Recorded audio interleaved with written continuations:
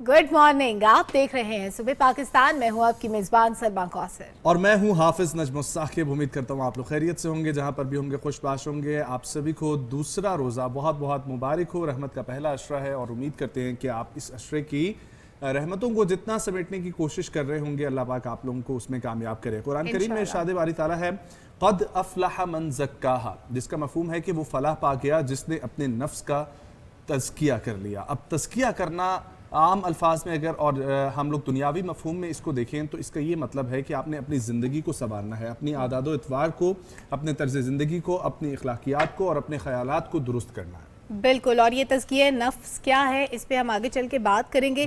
लेकिन बहुत सारी नेमतें जो अल्लाह ताला ने हमें दी है उसका शुक्र अदा करना चाहिए, ख़ास तौर पर इस महीने में। चाहे उनका ताल्लुक खाने से हो, हमारे रहन सहन से हो, हमारे मौसमों से हो। पाकिस्तान इतना ब्लेस्ड मुल्क है कि 4 मौसम अल्लाह ताला ने हमें दिए हैं, गर्मी, सर्दी, ख़िज़ां, बहार। और ये जो चेंज ओवर होता है हर मौसम के दरमियान, ये इतना खूबसूरत होता है कि अभी हम इस्लामाबाद में देखते हैं, पिंडी में देखते हैं कितना खूबसूरत मौसम हो रहा है। वैसे बाकी शहरों में भी वीकेंड से लेके अभी तक कंटिन्यूसली कभी बारिश होती है, कभी बादल आते हैं, धूप निकलती भी है तो उस तरह की गर्मी नहीं होती जैसे एक्सपेक्ट की जा रही थी कि आजकल भी टेम्परेचर बहुत ज़्यादा बढ़ जाएगा। तो ये जो खूबसूरत सा मौसम का चेंज है, ये जो बदलाव है, ये रमज़ान की रहमत से है या ये हमारी कुछ एनवायरमेंटल चेंजेस की वजह से है या फिर कुछ डायनामिक्स ऐसे हैं कि ऐसा हो रहा है। तो ये जान लेते हैं। डॉक्टर सरफराज साहब हमारे साथ मौजूद हैं। डॉक्टर सरदार सरफराज, चीफ मेट्रोलॉजिस्ट, हमें ज्वाइन किया है। अस्सलाम वालेकुम, कैसे हैं सर आप? जी वालेकुम अस्सलाम, अल्लाह का शुक्र है जी। सर बहुत शुक्रिया वक्त देने के लिए। ये बताइएगा कि रमज़ान मुबारक शुरू हुआ और उसके साथ साथ ये खूबसूरत मौसम भी शुरू हो गया और हमारे पास जो इत्तलात है उनके मुताबिक शुमाली बलूचिस्तान, कश्मीर और गिलगित बल्तिस्तान में भी तेज़ हवाओं के साथ आंधी और बारिश का इम्कान है। तो ओवरऑल मौसम की सूरत हाल पूरे मुल्क की क्या देख रहे हैं आप? जी बहुत शुक्रिया जी। जैसे आपने खुद कहा, बिल्कुल पिछले चंद दिनों से मुसलसल बारिश चल रही है, वक्फे वक्फे से कहीं पर और कहीं पर काफ़ी तेज़ बारिश भी हुई है बलूचिस्तान के शुमाल मशरकी इलाकों में खासकर। जी जी, तो ये सिंध भर में भी हुई है, कहीं हल्की और कहीं दरमियानी बारिश कल कराची समेत। और सिंध पे से तो ये सिलसिला आज निकल जाएगा या निकल चुका है बेशतर इलाकों से, लेकिन बलूचिस्तान में अभी बरकरार है। और इसी तरह से पूरे पंजाब में खासकर शुमाल मशरकी बलूचिस्तान और केपी के जनूबी अजला और उसके साथ साथ पंजाब के जो मैदानी इलाके हैं, सेंट्रल पंजाब कह लें, यहाँ पर अच्छा तेज़ स्पेल अभी मुतवक्की है, आज भी है और कल भी है। तो कल यानी 25 मार्च तक और कुछ इलाकों में, शुमाली इलाकों में तो 26 तक ये सिलसिला चलेगा। डॉक्टर साहब, ये बाकी का रमज़ान हमारा कैसा गुजरेगा? मौसम बेहतर हो जाएगा? लोगों को प्यास वगैरह का बड़ा मसला होता है तो एक्सपेक्ट करते हैं कि बारिश होती रहे तो काम अच्छा चलेगा। जी बिल्कुल, अल्हम्दुलिल्लाह ये जो स्पेल है ये यानी 25-26 तक ये चलेगा और एक आध 2 दिन का वक्फा होगा। तो जाहिर है कि इतनी बारिश होने से ना टेम्परेचर ज़्यादा राइज नहीं करेगा, वो मतलब मुतदिल मौसम रहेगा। और आगे फिर एक आध 2 दिन के वक्फे के बाद 28 को एक और स्पेल दाखिल होगा बलूचिस्तान में, 28 की शाम या रात से। तो वहाँ से होता हुआ फिर वो पूरे मुल्क पर दोबारा से वो हवाएं फैलेंगी और अगले 3-4 दिन यानी अप्रैल के पहले हफ्ते तक ऑन एंड ऑफ बारिशों का ये सिलसिला जारी रहेगा। तो आप कह सकते हैं कि पहला अशरा और पहले अशरा बल्कि 1.5 अशरा हम कह सकते हैं कि इसी तरह ऑन एंड ऑफ बारिशें चलती रहेंगी और उसके नतीजे में मौसम बेहतर रहेगा। ठीक है। और हमारे शहर का भी ज़रा बताइएगा, आपने बलूचिस्तान का जिक्र किया, सिंध का किया, इस्लामाबाद में मौसम कैसा रहेगा? जी इस्लामाबाद में भी आज भी मेरे ख्याल में बारिश हो सकती है, आफ्टरनून में और शाम में किसी वक्त हो सकती है। और इसी तरह से आज और कल दोनों दिन मुतवक्की है। और फिर जैसे मैंने कहा ना कि ये सभी जगहों के लिए एक तरह से एक ही ट्रेंड है कि फिर 27-28 को निस्बतन खुश्क मौसम रहेगा, किसी किसी जगह पे तो हो सकती है। तो 29 के बाद फिर एक और स्पेल होगा कि जो अप्रैल के 3-4 अप्रैल तक चलेगा, इस तरह वक्फे से। सही। डॉक्टर साहब, जहाँ पे गंदम की फसल पक के अभी कटने को तैयार है, वहाँ पे मौसम की सूरत हाल क्या रहेगी? देखें सिंध में मेरे ख्याल में सिर्फ या हो सकता है पंजाब का तो मुझे पंजाब में भी। लेकिन जी सिंध में इत्तेफाक से मैं खुद गया था पिछले दिनों, 2 दफ़ा जाना हुआ। तो वहाँ गंदम कटी हुई थी कई जगहों पर और कई जगहों पर कट रही थी। तो लकीली वहाँ इतनी कुछ इलाकों में तो हुई है, आंधी वांधी चली है और बारिश हुई है, लेकिन बहुत तेज़ बारिश या यालाबारी उस तरह से लकीली वहाँ नहीं हुई। تو وہاں کی فصل کو ظاہر ہے کہ اس پہ اثرات پڑے ہیں. باقی جہاں کھڑی فصلیں ہیں جیسے کے پی ہو گیا یا کچھ اوپر کشمیر کا علاقہ ہے اور اس طرح سے شمالی پنجاب ہے, تو وہاں کی فصلوں کے لیے تو فائدہ مند ہے بارش. اچھا ڈاکٹر صاحب, یہ بھی کہا جا رہا تھا کچھ جب بارشیں ابھی شروع ہوئی ہیں پچھلے ایک ہفتے میں, اس سے پہلے ہی ایکسپیکٹ کیا جا رہا تھا کہ سندھ کی طرف اور خاص طور پہ کراچی میں ہیٹ ویو بھی ہے. تو اس حوالے سے بتائیے گا کہ اگر یہ بارشوں کا سلسلہ رکتا ہے, ختم ہوتا ہے, تو اس کے بعد گرمی کی شدت کیا ہے؟ دیکھیے گرمی ہمارے یہاں عموماً اپریل کے وسط کے بعد جا کے پڑا کرتی تھی نا, لیکن پچھلے سال سے چونکہ مارچ سے گرمی پڑنا شروع ہو گئی تھی, تو اس دفعہ بھی خدشہ یہ تھا کہ اگر موسم ڈرائی رہتا ہے تو پھر گرمی پڑ سکتی ہے. لیکن فارچونیٹلی چونکہ بارشوں کا سلسلہ شروع ہو گیا تو سندھ پورے میں بھی کراچی سمیت کوئی ابھی ایسی گرمی پڑنے کا کوئی امکان نہیں ہے. اپریل کے وسط تک میں سمجھتا ہوں کہ موسم بہتر اسی طرح ٹھیک رہے گا, معتدل رہے گا. اس کے بعد ظاہر ہے گریجولی اگر ڈرائی ہو جاتا ہے اپریل کا سیکنڈ ہاف, پہلا ہاف تو اسی طرح ویٹ ہی ہے تقریباً ملک کے بیشتر علاقوں میں. جب یہ بے شک سندھ میں بارش نہ بھی ہو تو جب باقی ملک میں چل رہی ہو تو اس کے انفلوئنس میں یعنی کراچی میں بھی اور باقی ایریاز میں بھی وہ جنوب مغربی ہواؤں کا بہاؤ رہتا ہے, تو اس وجہ سے ٹیمپریچر اتنے بڑھتے نہیں ہیں پھر. تو ہوپ فلی کہ اپریل کے وسط تک تو کوئی ایسی خاص گرمی نہیں پڑنے والی, لیکن اس کے بعد دیکھیں گے گریجولی پڑ سکتی ہے. یہ تو بہت اچھی بات ہے. یہ تو زبردست اور بات ہے, بالکل. اسی طریقے سے ہم آپ سے اپڈیٹ لیتے رہیں گے. بہت شکریہ ڈاکٹر سردار سرفراز, چیف میٹرولوجسٹ ہمارے ساتھ موجود تھے اور بتا رہے تھے کہ رمضان المبارک کا مہینہ جو ہے وہ آپ لوگوں کا بہت اچھا گزرنے والا ہے. الحمدللہ آج بھی بارش ایکسپیکٹڈ ہے, کل بھی ہے, اور خاص طور پر انہوں نے جو ایریاز کور کیا اس میں ابھی بھی بلوچستان میں, کے پی کے میں اور پھر گلگت بلتستان کی طرف بارش ہے. سندھ سے یہ سلسلہ نکل چکا ہے لیکن دوبارہ سے 29 کے بعد یہ سلسلہ داخل ہوگا اور پھر ایکسپیکٹڈ ہے کہ 4-5 اپریل تک اسی طریقے سے بارشوں کا. لیکن ہم دعا کرتے ہیں کہ جہاں پہ سیلاب آیا تھا وہ علاقے ابھی بھی سروائیو نہیں کر پائے, وہ واپس زندگی کی طرف نہیں آ سکے, تو اللہ تعالیٰ ان لوگوں کے لیے اس بارش کو باعث رحمت بنائے. ان کی رہائش کا جو سامان ہے وہ سب خیر خیریت سے رہے, وہ خراب نہ ہو, کیونکہ ظاہر ہے ٹیمپریری شیلٹرز ہیں ابھی ان کے پاس, اور کوئی اچھا بندوبست ہم لوگوں کی طرح نہیں ہے, پکے گھر نہیں ہے ابھی وہاں پہ. صحت کی سہولیات کی طرف ہم جا رہے ہیں لیکن ظاہر ہے اس سارے پروسیس میں بھی وقت لگے گا ریہیب میں. تو اللہ تعالیٰ سے دعا ہے کہ ان لوگوں کے لیے آسانیاں پیدا ہوں, اور آپ لوگ بڑھ چڑھ کے ابھی بھی جتنی مدد کر سکتے ہیں ان لوگوں کے لیے کریں, کیونکہ یہ ایک وقت کی بات نہیں ہے. جب تک وہ لوگ اپنے گھروں میں آباد نہیں ہو جاتے, زندگی کی طرف لوٹ نہیں آتے, ہمارا یہ فرض ہے کہ ہم ان کی مدد کے لیے گاہے بگاہے کچھ نہ کچھ اہتمام کرتے رہیں. کم ہو زیادہ ہو, آپ کا کنٹریبیوشن ضرور ہونا چاہیے, چاہے کسی بھی حد تک ہو. ٹھیک ہے جی, ہم لوگ اب بڑھتے ہیں جی اپنے نیوز کے سلسلے کی طرف. اور ٹیکنالوجی کے حوالے سے پہلی خبر ہے, ہمارے پاس واٹس ایپ نے نیا فیچر متعارف کروایا ہے جو کہ بہت عرصے سے لوگ انتظار کر رہے تھے. اور اکثر بچپن میں ہم بھی پوچھتے تھے, جب ہمارے پاس فونز نہیں ہوتے تھے ہم لوگ لاگ ان تو کر لیتے تھے واٹس ایپ کے تھرو کمپیوٹر یا لیپ ٹاپ میں, لیکن پھر ہم لوگ یہ سوچتے تھے کاش اس میں کالز کا بھی آپشن ہوتا. تو اب یہ کالز کا آپشن آ گیا ہے.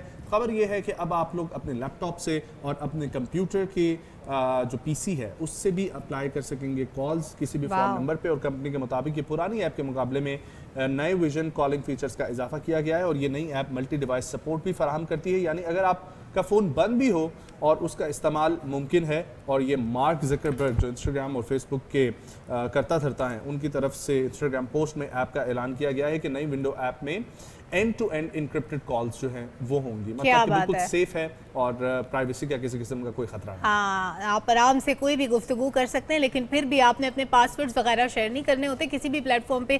یہ ہمیشہ ذہن میں رکھیں, بے شک اینڈ ٹو اینڈ انکرپٹڈ ہو لیکن پھر بھی سیکیورٹی میئرز جو ہیں وہ آپ کے اینڈ سے پہلے انشور ہونے چاہیے. اب ٹیک کی آپ نے بات کی ہے تو میں ذرا پاکستان کے اندر ٹیک کے حوالے سے کچھ ڈیولپمنٹس ہو رہی ہیں اس کا ذکر کر دیتی ہوں. وزیر اعلیٰ سندھ سید مراد علی شاہ نے کہا ہے کہ ٹیک ویلی پاکستان اور گوگل کے تعاون سے ضلع جنوبی کے منتخب سرکاری اسکولوں میں ابتدائی کوڈنگ پروگرام شروع کیے گئے ہیں. اور کراچی میں Google career certificate scholarship program کے اجلاس سے خطاب کر رہے تھے وزیر اعلیٰ سندھ. انہوں نے کہا کہ تربیتی کورسز سندھ حکومت کی آئی ٹی ڈپارٹمنٹ کے تعاون سے شروع کر رہے ہیں. ٹیک ویلی پاکستان صوبے بھر کے نوجوانوں کی پیشہ ورانہ صلاحیتوں کو بڑھانے کے لیے مزید پروگرام بھی شروع کرے گا. اور یہ جو پروگرامز ہوں گے ان میں digital Google garage, be internet Assam, Google cloud solutions, project management certifications, ये सारी चीज़ें इसमें शामिल होंगी। और सिंध के नौजवानों के समाजी और माशी इस्तेहकाम के लिए IT डिपार्टमेंट ने टेक वैली और गूगल पाकिस्तान के साथ MOUs पर साइन कर लिए हैं।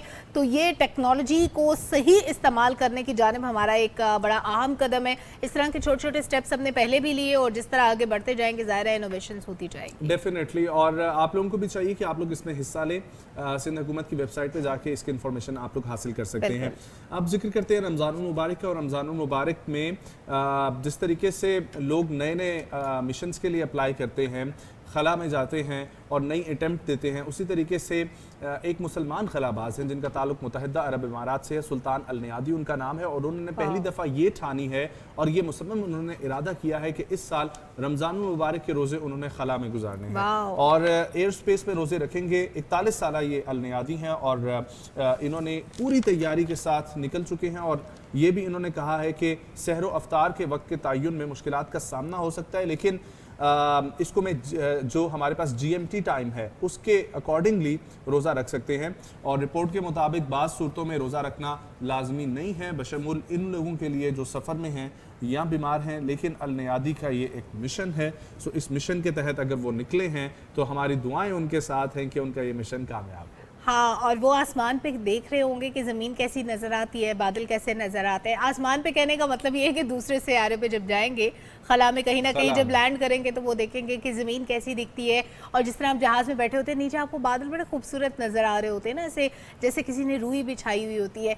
लेकिन बादल हमेशा रुई के गालों जैसे नहीं होते, हमेशा आसमान वाले बादल नहीं होते, बल्कि गर्दो गुबार के बादल भी होते हैं। और नासा की जेम्स वेब टेलीस्कोप ने एक दूर दराज सियारे पे ये दरियाफ्त किए हैं गर्दो गुबार के स्याह बादल, जो 2 सितारों के गिर्द चक्कर लगा रहा है। ये सितारा VHS 1256b नामी सैयारा ज़मीन से तकरीबन 40 नूरी साल के फासले पर है और अपने सितारों से काफ़ी फासले पर मदार में गर्दिश करता है। तो ये बादल जो हैं ये गर्दो गुबार के हैं, हमारे लिए हार्मफुल नहीं है क्योंकि हम इस प्लेनेट पे नहीं रहते, लेकिन फिर भी हमारी कायनात के अंदर जितनी चीज़ें किसी ना किसी तरह डायरेक्टली और इनडायरेक्टली हमें इम्पैक्ट कर रही होती हैं, तो हमने क्या करना है कि अपने प्लेनेट पे अपनी ज़मीन को अच्छा खूबसूरत साफ़ सुथरा बनाना है। जिस तरह PTV ने एक बड़ी ज़बरदस्त चीज़ शुरू की है, प्लानट चैम्प्स, जिसमें बच्चों को मैसेज दिया जाता है कि आपने अपने प्लानट का ख्याल कैसे रखना है। और वो प्लानट चैम्प्स होते हैं जो ख्याल रखते हैं, जो एनर्जी सेव करते हैं, जो आलूदगी से बचाते हैं, जो कूड़ा करकट नहीं फैलाने देते किसी को।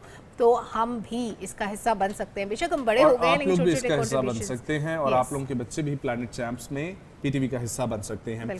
अब एक दिल दहला देने वाले मंजर की तरफ मैं आपको लेकर जाने लगा, और ये मंजर ऐसा है कि एक शख्स है जो एडवेंचर स्पोर्ट्स से ताल्लुक़ रखते थे थाईलैंड के, और उन्होंने 10 मंजिल के बराबर ऊंचाई से छलांग लगाई और एक संगीन हादसे का वो शिकार हो गए। ये आप लोगों के सामने है। ये रस्सी से बंधे हुए थे और इस तरीके से इन्होंने हवा में पहले लटकना था, और फिर उसके बाद इन्होंने 30 मीटर तक बाजू फैलाए हुए रस्सी के साथ ये लटके रहे, और फिर उनका टखना जो है वो इस रस्सी के साथ बंधा हुआ था, और ज़ोरदार झटके की वजह से ये रस्सी टूट गई और वो बेहोश हो गए। और जब वो बेहोश हो गए तो उसके बाद वो नीचे जाके गिरे झील में, जो आप लोग देख रहे हैं इस वक्त। तमाशाइयों का तो ये ख्याल था कि वो जिंदा नहीं बचेंगे, इसीलिए फौरी तौर पे अमला उनको निकालने के लिए कूदा झील में, लेकिन उनकी जान बच गई। और किस तरीके से बची कि वो खुद ही होश में आके और वो तैरते हुए बाहर निकल आए। बाद उन्होंने ये बताया है गुफ्तगू करते हुए कि मुझे चक्कर आ गए थे और उस चक्कर आने की वजह से मैं बेहोश हो गया था, लेकिन जब मैं पानी में गिरा तो मुझे होश आया और फिर मैं बाहर आया, लेकिन उन्हें हॉस्पिटल लेकर जाया गया है अपनी उनकी दोबारा से इलाज के लिए। और लेकिन ऐसा ना हो कि इनको देखने के बाद कोई खुद ही छलांग लगा दे और कि मैं बच जाऊंगा। भाई सबके साथ ही मेहरबानियां नहीं होती, सारे लोग नहीं बचते, इसलिए आपने बिल्कुल भी छलांग नहीं लगानी, क्योंकि ज़मीन पे गिरने के बाद या इवन पानी में गिरने के बाद यू नेवर नो आप बचेंगे या नहीं, आप बिल्कुल भी प्रेडिक्ट नहीं कर सकते कि बच गए। एग्जैक्टली। अच्छा, आजकल के दौर में ना नजम, नॉइस पोल्यूशन एक बड़ा प्रॉब्लम बनता जा रहा है। कुछ ज़रा सी ऊंची आवाज़ हमारे कान से टकराती है तो हम कहते हैं कि ये क्या, हमारे सर में दर्द शुरू हो जाता है। वो सर में दर्द जो होता है बेसिकली वो हाई ब्लड प्रेशर की तरफ एक कदम होता है। आप अगर बहुत ज़्यादा आप नॉइज़ में रहने के आदी हो जाते हैं तो फिर आपके लिए बहुत ज़्यादा एक्सपेक्टेड है कि आप ब्लड प्रेशर का शिकार हो जाएं। और बहुत सारे नुकसान जो नॉइज़ पोल्यूशन की वजह से उस पर अब रिसर्च हुई है। اب ریسرچ میں یہ کہا گیا ہے کہ گاڑی کے ہارن انجن کے شور سے آس پاس کے لوگوں کا بلڈ پریشر بڑھ جاتا ہے اور محققین اس نتیجے پہ پہنچے کہ جن افراد کے گھر سڑک کے کنارے پہ ہوتے ہیں ان میں بلڈ پریشر میں اضافے کے خطرے کا امکان بڑھ جاتا ہے. امریکہ میں ایک چیمپئن اسکیٹ بورڈ نے جو ایک ہمارے ساتھ اس کے بارے میں بھی ہم بتائیں گے کہ کس طرح سے انہوں نے جہاز کی بلندی سے چھلانگ لگائی ہے. لیکن یہ ساری چیزیں جو جہاز آپ کا بھی کے شور جو ہے نا وہ اچھا خاصا ہوتا ہے, بہت زیادہ شور ہوتا ہے. جہاز کے باہر کھڑے ہوتے ہیں تو آپ کو اچھا خاصا محسوس ہو رہا ہے. اور اس کے علاوہ بھی اگر آپ فائٹر جو یہ ایئر کرافٹس ہوتے ہیں ان کے آس پاس کھڑے ہو جائیں تو ان کا تو اتنا شور ہوتا ہے کہ آپ قریب بالکل برداشت نہیں کر سکتے. باہر علیحدہ شور ہوتا ہے, اندر علیحدہ شور ہوتا ہے, تو یہ کلیکٹیولی جو شور ہوتے ہیں آپ کے بلڈ پریشر بڑھا سکتا ہے. آئی ڈونٹ نو کہ یہ ریسرچ ابھی اتنی دیر سے کیوں آئی ہے, لیکن ہمیں تو پہلے سے اس بات کا علم تو ہوتا تھا کہ ہمارا بلڈ پریشر جو ہے وہ ہائی ہوتا ہے ڈیفینیٹلی شور سن کے. ہمیں بس اتنا پتا ہوتا تھا, مجھے خاص طور پہ, کہ ہمارے سر میں درد ہوتے ہیں. بچوں کا شور بھی سن کے اکثر جو ہے نا وہ سر میں درد شروع ہو جاتا ہے. بچے ہوتے بڑے پیارے سے ہیں لیکن وہ آپ کو پیارے لگتے ہیں, چیختے چلاتے ہیں نا جب آپ کے کانوں میں. یس, تو اس کے بعد جب وہ شور کرنا شروع ہوتے ہیں تو پھر آپ بھاگتے ہیں. اور پھر بچوں کی ماؤں کا ایک پیٹ جملہ ہوتا ہے کہ تمہیں کہیں پہ چھوڑ کے آ جاؤ. امریکہ کے حوالے سے خبر ہے, اور امریکہ میں ایک نوجوان, جس طریقے سے تھائی لینڈ میں نوجوان کو شوق چڑھا تھا اسی طریقے سے امریکہ میں ایک نوجوان کو شوق چڑھا, لیکن ان کا شوق پورا ہو گیا. وہ جی اسکیٹ چیمپئن ہے اور اسکیٹ بورڈ سے انہوں نے 9000 فٹ سے زائد کی بلندی پر جا کر ایک ہوائی جہاز سے کرتب دکھایا ہے. اور جب انہوں نے یہ کرتب دکھایا اس کے بعد انہیں Guinness book of world record میں شامل کر دیا گیا.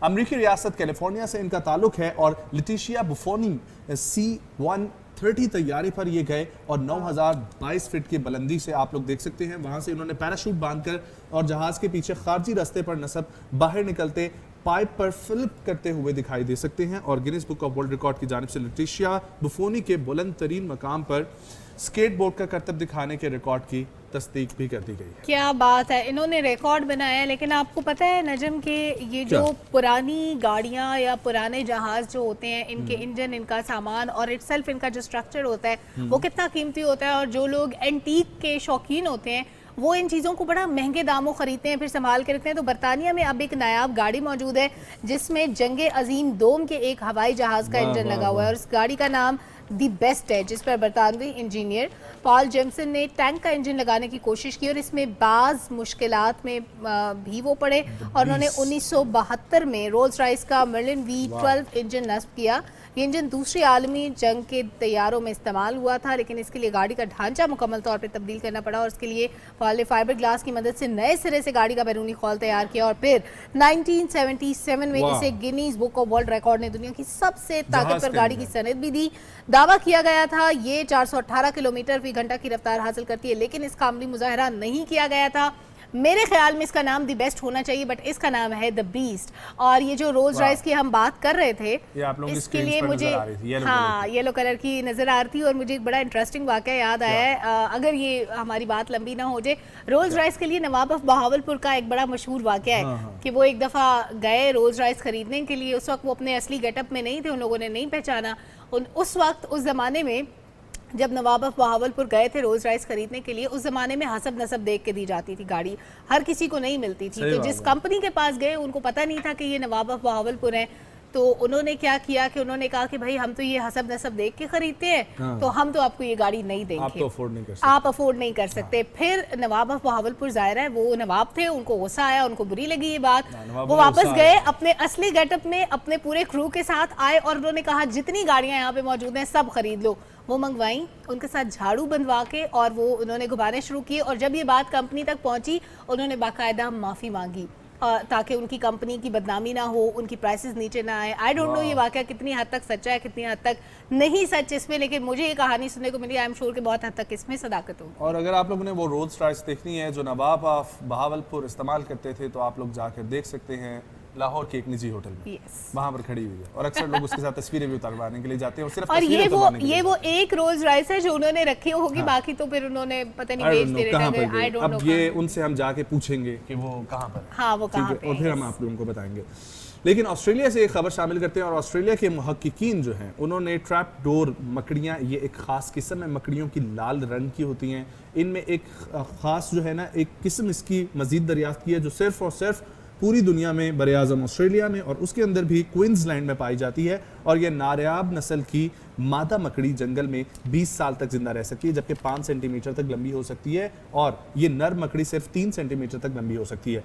इस दरियाफ्त को मकड़ी की देवहकल किस्म करार दिया जा रहा है और वाकई में इतनी बड़ी ये मकड़ी है, ये आपके सामने आ जाए तो मूवीज़ वाला सीन हो जाएगा और आपको याद आ जाएगा कि मकड़ियाँ कितना नुकसान भी पहुँचा सकती हैं। ट्रू।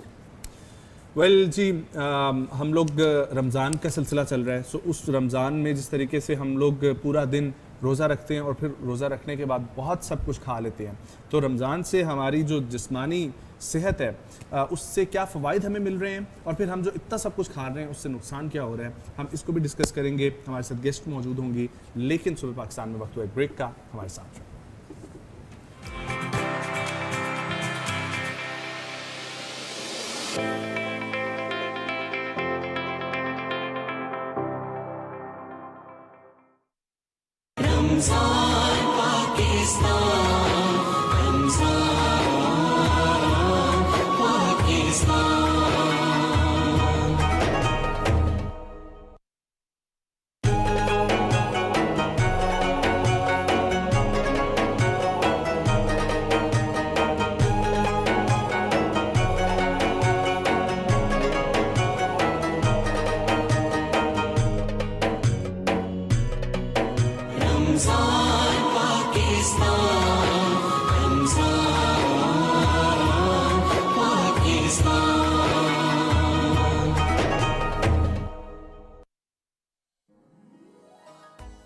सहर का वक्त है और हर तरफ नूर छाया है। खुदाए पाक तेरा शुक्र, फिर रमजान आया है। रमजान अल मुबारक, नेकियों का रूह परवर महीना, बंदगी का सफीना। पाकिस्तान टेलीविजन एक बार फिर लाया है रमजान अल मुबारक की खसूसी सहरी नशरियात। बातें होंगी दीन मुबीन की, इसकी अजमतों फजीलत की। जिक्र होगा शहर रमजान के फजाइल का, कुरान मजीद फुरकान हमीद की अजमतों का। मुनव्वर करेंगे दिलों को हमदिया और नातिया कलाम। सूफियाना कलाम से मिलेगी कल्बी राहत। जानेंगे इल्म की बातें हर्फ व हिकमत के सेगमेंट में। मोहब्बत, ईसार, हमदर्दी, सब्र तहम्मुल, सहरी नशरियात का हर एक उन्वान होगा सबक आमोज। कौन कौन होंगे हमारे सहरी के मेहमान? किचन में होंगी सेहत की बातें हमारे न्यूट्रिशनिस्ट के साथ। देखना मत भूलिएगा रमजान पाकिस्तान की खसूसी सहरी नशरियात सिर्फ और सिर्फ पाकिस्तान टेलीविजन नेटवर्क पर हमारे साथ। रमजान पाकिस्तान, रमजान पाकिस्तान।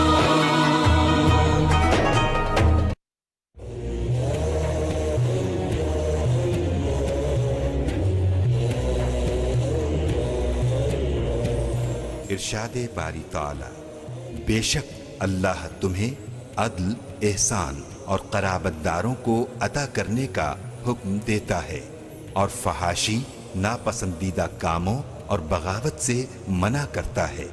अल्लाह इस तरह तुम्हें नसीहत करता है ताकि तुम नसीहत पा सको।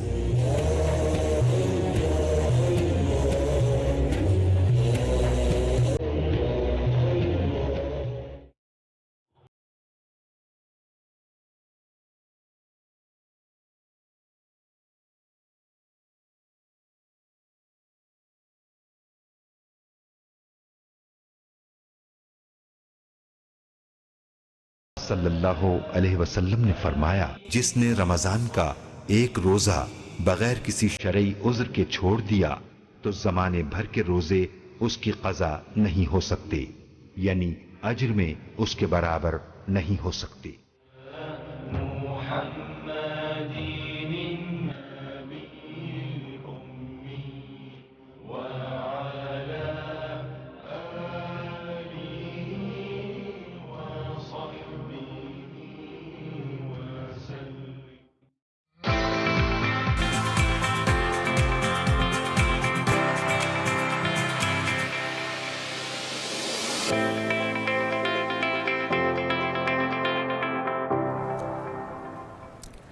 वेलकम बैक नाज़रीन। रमज़ानुल मुबारक का आगाज़ हो चुका है, दूसरा रोज़ा है आज, लेकिन हमारे सहरो अफ्तार के मामूल का कोई हिसाब किताब नहीं होता।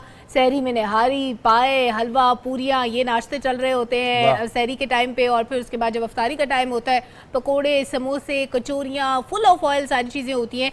एक हेल्दी लाइफस्टाइल की तरफ हम कैसे जाएं, क्योंकि आफ्टर ऑल अगर आपने पूरे दिन की भूख काटी है तो इसका ये मतलब नहीं कि आपने पूरे दिन का खाना एक बार खाना है। आपने उस वक्त उतना ही खाना है जितना आपके लिए ज़रूरी है, और अगर हेल्दी खाएंगे तो ज़्यादा देर तक आप अच्छी सेहत के साथ ज़िंदगी गुजार सकेंगे। एग्जैक्टली। और इसी पर बात करने के लिए हमें ज्वाइन कर रही हैं chairperson department of anthropology Islamic university Islamabad, मोहतरमा डॉक्टर नौरीन सहर साहिबा। अस्सलाम वालेकुम डॉक्टर साहिबा, थैंक यू फॉर कमिंग। कैसी हैं आप? अल्हम्दुलिल्लाह, I am perfect fine, thank you very much.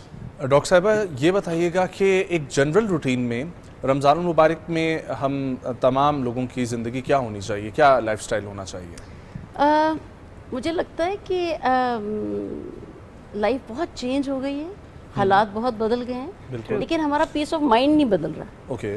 ये जो हम अपने पाकिस्तान के अंदर जो आज खाने पीने की रूटीन आप बता रही थी, ये रूटीन तो किसी एग्रेरियन सोसाइटी की थी जहाँ पे बहुत ज़्यादा फिज़िकल एक्टिविटी थी। लेकिन अगर हम अब देखें अपने शहरों में, स्पेशली अर्बन लाइफस्टाइल के अंदर, तो हमारी फ़िज़िकल एक्टिविटी बिल्कुल ख़त्म हो गई है। तो हमें ये जो रमज़ान है, ये तो असल में अगर हम गौर करें फास्टिंग के लिए है, और आज पूरी दुनिया के अंदर जो हेल्दी लाइफस्टाइल के लिए जिसके ऊपर बात हो रही है, दैट इज़ इंटरमिटेंट फास्टिंग। जी जी। वो इस्लामिक पर्सपेक्टिव ही है जो उन्होंने इस्तेमाल किया है कि कैसे वो मैक्सिमम टाइम के लिए डिसिप्लिन करें अपनी डाइट को और अपनी एक्टिविटी को। लेकिन अनफॉर्चुनेटली ये जो इतनी बड़ी ब्लेसिंग है जो 30 रोज़ों की सूरत में हमें मिली है, हम इसको प्रॉपरली इस्तेमाल नहीं कर रहे। मैं किसी को देख रही थी, एक स्कॉलर की बात सुन रही थी, तो उसने बड़ी मज़े की बात बताई। उसने कहा जी, ये जो जिस तरह हमारे दिल का साइज़ ये हमारी मुट्ठी का साइज़ है, इसी तरह हमारे पेट का साइज़ इतना है। अब जरा ये नोट डाउन कर लें, इतना पेट का साइज़ है, भर के उसको इतना अब आप जरा गौर करें, वो कह रहे हैं कि इतना पेट का साइज़ है। और जब हम, और हज़रत नबी करीम मोहम्मद सल्लल्लाहु अलैहि वसल्लम ने क्या फरमाया कि जी जो इतना पेट का साइज़ है, इसमें एक हिस्सा खाने का, एक हिस्सा पानी का और एक हिस्सा हवा का भी रहना चाहिए, ताकि ये बेचारा कम से कम ऐसे ऐसे कर सके। लेकिन अगर हम गौर करें, मॉर्निंग में मैं किसी को कह भी रही थी कि जरा गौर करो, 2 पराठे यहाँ पे कहाँ आ रहे हैं और दही की और प्यालियाँ और निहारी और पाए और पानी, और फिर उसमें हवा की गुंजाइश ही नहीं रहती, पेट ऐसे हो जाते हैं। अगर आज हम गौर करें अपने इर्द गिर्द, तो हमें नजर आएगा कि सारों की जो टमीज हैं, इट्स आउटवर्ड। हालांकि फास्टिंग का जो सबसे इम्पॉर्टेंट और जो फिजिकल हमारी हेल्थ भी है, वो बिल्कुल स्ट्रेट बॉडी है। और एक मैं सिर्फ मोटिवेट करने के लिए कि नबी करीम सल्लल्लाहु अलैहि वसल्लम का पेट बिल्कुल सीधा था, उनकी बॉडी बिल्कुल सीधी, और वो भूख रख के खाते थे। नहीं, मैंने कहा ना, उन्होंने कहा कि 3 हिस्से हैं। और हम जरा गौर करें कि हमने अपने पेट के कितने हिस्से बनाए हुए हैं। तो जो मैंने उस स्कॉलर से बात समझी वो ये थी, एक तो हमें इसको जहन में रखें बार बार, और दूसरा एक और उन्होंने बड़ा खूबसूरत जेस्चर दिया जिसको मैं यहाँ पर फॉलो कर रही हूँ, ये कि पेट इतना छोटा, और साथ ही आपकी फिजिकल जो आपके पाँव हैं वो मुसलसल चलते रहने चाहिए। अगर घर के अंदर हैं या आप ऑफिस में भी हैं तो प्लीज़ आप बैठे मत, आप खड़े रहें। और अगर आप घर के अंदर हैं तो please walk at the same place करते रहें। अगर आपके पास जॉगिंग मशीन नहीं है तो कोई बात नहीं, आप चलते रहें, घर के अंदर चलते रहें, ये भी क्या कॉन्सेप्ट है कि घर पे रह के आपने कोई काम नहीं करना, उसके लिए आपने कोई हेल्पर रखना है, लेकिन मुशक्कत करने के लिए जिम जाना है, वहाँ पे आपने 2-2.5 घंटे से ही करके आपने वेट भी उठाने, आपने भागना दौड़ना भी है, और घर से अगर कुछ लेने जाना है वो भी हेल्पर जाएगा, खाना बनाना है, कोई चीज़ उठा के इधर से इधर रखनी है, उस सब के लिए आपको बंदा चाहिए। This is unfortunate. असल में मैं खुद भी पाकिस्तानी कल्चर से हूँ, लेकिन मुझे कंपैरिजन का आइडिया हुआ क्योंकि अब्रॉड में रहने से, तो वहाँ पर देखें बिल्कुल ही कंप्लीट लाइफस्टाइल है। Everybody is responsible for himself and herself. मुझे लगता है कि ये जो हमारी अपनी ट्रेडिशन थी, हम इससे बहुत दूर चले गए हैं, और यही हमारी अनहेल्दी लाइफस्टाइल की वजह है। एक और चीज़ अगर मुझे आप इजाज़त दें तो वो ये है कि the change is the only absolute in the contemporary world. तब्दीली आ रही है, और बड़ी शिद्दत से तब्दीली आ रही है, और लाइफस्टाइल में तब्दीली आ रही है, स्पेशल से जब से IT की ट्रांसफॉर्मेशन हुई है और गैजेट हमारे हाथ में आ गए हैं। ज़रा गौर करें, हमारे बैठने का, खड़े रहने का, पैसिव होने का जो अमल है वो बहुत बढ़ गया है। यानी हम स्टार्ट करते हैं कि यार ये मैं 5 से 10 मिनट की एक्टिविटी देखूंगी, लेकिन वो एक लूप शुरू हो जाता है, और ये जो लूप शुरू हो जाता है और ये ख़त्म ही नहीं होता। तो ये बहुत इंपॉर्टेंट बात है कि हम अपने ऊपर एक अपना क्रिटिकल एनालिसिस करें, जो हमारी बॉक्स थिंकिंग है, जहाँ पे हम रुक गए हैं, हम उसका एनालिसिस करें, अपने आप को एवेल्युएट करें। ये रमज़ान का महीना اپنے بارے میں غور و فکر کرنے کا مہینہ ہے. ہم سوچیں یہ میں نے جو ابھی زندگی گزاری ہوں, کہ اس کے علاوہ بھی کوئی آپشن ہے زندگی گزارنے کے. یہ out of the box thinking, یہ جو براڈ تھنکنگ ہے ہمیں انیبل کرے گی کہ ہم اپنے اوپر غور و فکر کریں, ہم اپنی زندگی کے جو ایشوز ہیں ہم ان کو آئیڈینٹیفائی کریں. اور یہ ایشوز جو ہیں this is actually covering all the domains of life, from diet, from physical activity, from positive relationship, from socialization. ہر چیز میں ہم جو ہیں ہم نیگیٹو سائڈ پہ, لیفٹ سائڈ کے اوپر پھر ہم نے آغاز کہاں سے کرنا ہے, کیا سٹیپس, کیا پریکٹسز فالو کرنی ہے؟ اپنے آپ سے شروع کریں. سب سے پہلے taking the responsibility of our own self. Okay, so ہم نے کیا پریکٹسز کرنی ہے؟ ہم نے کیا پریکٹسز کرنی ہے؟ ہم نے سب سے پہلے اپنے آپ کو اپنے پازیٹیو تھنکنگ کرنی ہے. مثلا میں جب اس کے اوپر غور کرتی ہوں تو مجھے اقبال کی بڑی خوبصورت ایک شعر یاد آتا ہے, تقدیر کے پابند ہیں نباتات و جمادات, مومن فقط احکام الہی کا ہے پابند. یہ جو ہم نے یہ سوچ لیا نا کہ یہ زندگی ایسے ہی اور ایسے ہی رہنی ہے, پلیز ایسے نہیں ہے. سب سے پہلے ہمیں یہ سوچنے کی ضرورت ہے کہ یہ انسان جو ہے وہ اشرف المخلوقات ہے, باقی نباتات اور جمادات سے مختلف اس لیے ہے کہ اللہ سبحانہ تعالیٰ نے اس کو کرنے کی اہلیت کے ساتھ پیدا کیا ہے. اور ایک بہت ہی خوبصورت بات جب ہم اس پہ غور کرتے ہیں کہ انسان کو اللہ تعالیٰ نے کیسے پیدا کیا, سو اللہ تعالیٰ نے انسان کو اپنی اصل پہ پیدا کیا, یعنی جیسے رب ہے ویسے ہم ہیں, جیسے وہ کر سکتا ہے بالکل اسی طرح سے ہم اپنی زندگی کے بارے میں ایکشن لے سکتے ہیں, اس کو بنا سکتے ہیں, اس کو تبدیل کر سکتے ہیں.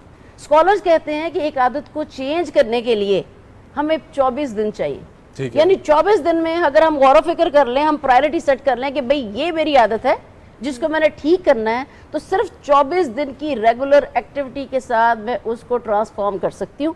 اور مزے کی بات ہے ہمارے پاس تو 30 روزے ہیں. جس نے جو بھی اپنی عادت کو چینج کرنا ہے وہ بہترین ٹائم رمضان کا ٹائم ہے. تو میں یہ کہہ رہی ہوں کہ let's just change our self. اور یہ والی بات مطلب ہم دیکھتے ہیں پاکستان میں 99% سوچ رہے ہیں کہ بھئی یہ چیزیں ایسے ہی ہیں, یہ چیزیں میرے کنٹرول سے باہر ہیں. اقبال اس پہ کہتا ہے ہاتھ ہے, یعنی اس پہ کہتا ہے ہاتھ ہے اللہ کا, ہاتھ ہے اللہ کا بندہ مومن کا ہاتھ, غالب و کار آفری کار کشا کار ساز. کہ جس طرح اللہ سبحانہ تعالیٰ جو ہے وہ کار کشا اور کار ساز ہے اور کام کو بہتر کرنے والا ہے, بالکل اسی طرح ہم بھی اس اصل پہ پیدا ہوئے ہیں. اور اگر ہم یہ طے کر لیں کہ میں نے یہ کام کرنا ہے, میں نے یہ عادت بدلنی ہے, اس کو پرائرٹی پہ لے آئیں, تو ہم we can transform our self. ایک اور چھوٹی سی بات مجھے لگتا ہے کہ جب ہم کانسیپچولی کلیئر ہو جاتے ہیں اور رائٹ لیول موٹیویشن آ جاتا ہے تو ہم اپنے آپ کو ٹھیک بھی کر سکتے ہیں.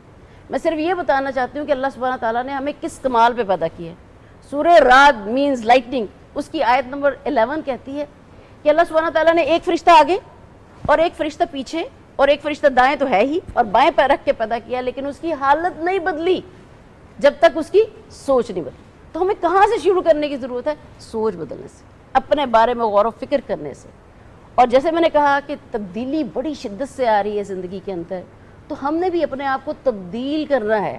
اور اس کے لیے اگر ہم غور کریں تو ہمارے پاس کیا ماڈل ہے کہ وی آر لرنڈ بینگز. ہم نے کچھ چیزیں پہلے لرن کی ہیں, اب حالات بدلے ہیں تو ہم نے ان کو کیا کرنا ہے, ڈی لرن, اور اس کی جگہ ہم نے کچھ نئی چیزیں لرن کرنی ہے, ری لرن کرنی ہے. تو مجھے لگتا ہے کہ یہ ایک بہت امپورٹنٹ فینومین ہے جس سے ہم ایز اے قوم جو ہیں ہم اس کو جو ہے ایکچولائز نہیں کر پا رہے. اور اگر آپ مجھے ایز اے اینتھروپولوجسٹ پوچھیں کہ میم وہ کیا وجہ ہے, ہمیں چیزیں پتہ بھی چل رہی ہیں نیٹ کے اوپر, میڈیا کے اوپر, آپ لوگ بھی اتنی زبردست خوبصورت باتیں روز دن میں بتاتے ہیں, لیکن تبدیلی نہیں آ رہی. تو اس میں جو سائنس مجھے یہ کانسیپٹ بتاتی ہے یا مجھے بتاتی وجہ بتاتی ہے کہ why we can't do it. Actually we are collectivist culture, یعنی ہم گروپ میں رہتے ہیں, ہم اپنی آئیڈینٹی کو گروپ میں ڈیفائن کرتے ہیں. تو جتنے بھی کلیکٹیوسٹ کلچر ہوتے ہیں وہ انسرٹینٹی اوائڈنس پہ کام کرتے ہیں, یعنی وہ چینج کو ایکسیپٹ نہیں کرتے, کیونکہ جیسے ہی چینج کا کانسیپٹ آتا ہے ویسے ہی سرٹینٹی انسرٹینٹی میں تبدیل ہو جاتی. تو ہم لگی بندی زندگی جو ہے وہ گزارنے پہ لگے ہوئے ہیں. ہم بالکل غور ہی نہیں کرتے کہ یار یہ ایک میں ڈسکورس استعمال کر رہی ہوں, اس کے نتیجے میں مجھے پازیٹیو رزلٹ نہیں مل رہے. تو in order to get the positive result about my health, about my activity, about my professional targets, about my academic targets, about the training of my kids, تو میں کیا کروں بھئی, میں اپنے ڈسکورس کو چینج کروں. جو رزلٹ ہیں وہ تو ریزلٹنٹ ہے, ہم نے اگر ریزلٹس کو بدلنا ہے تو we have to work on its causes. تو مجھے لگتا ہے کہ ایز اے پاکستانی قوم ہمیں سب سے پہلے یہ سمجھنا ہے کہ change is the only absolute, اور اب ہم نے اس چینج کے اکارڈنگلی نئی چیزوں کو سیکھنا ہے. ٹھیک. اور ایک بہت امپورٹنٹ چیز جو انسانوں کے ساتھ پیدا ہوئی ہے, दैट इज़ अडेप्टिवनेस. यानी एक चीज़ जो साइंस में हमें बताती है कि कैसे इंसान दूसरी मखलूक से मुख्तलिफ है, तो वो कहते हैं कि बाकी भी चेंज होते हैं, लेकिन जो ह्यूमन बीइंग की चेंज है वो बड़ी फास्ट और क्विक है. जैसे ही वो सिचुएशन में आता है वो अल्टीमेटली चेंज हो जाता है.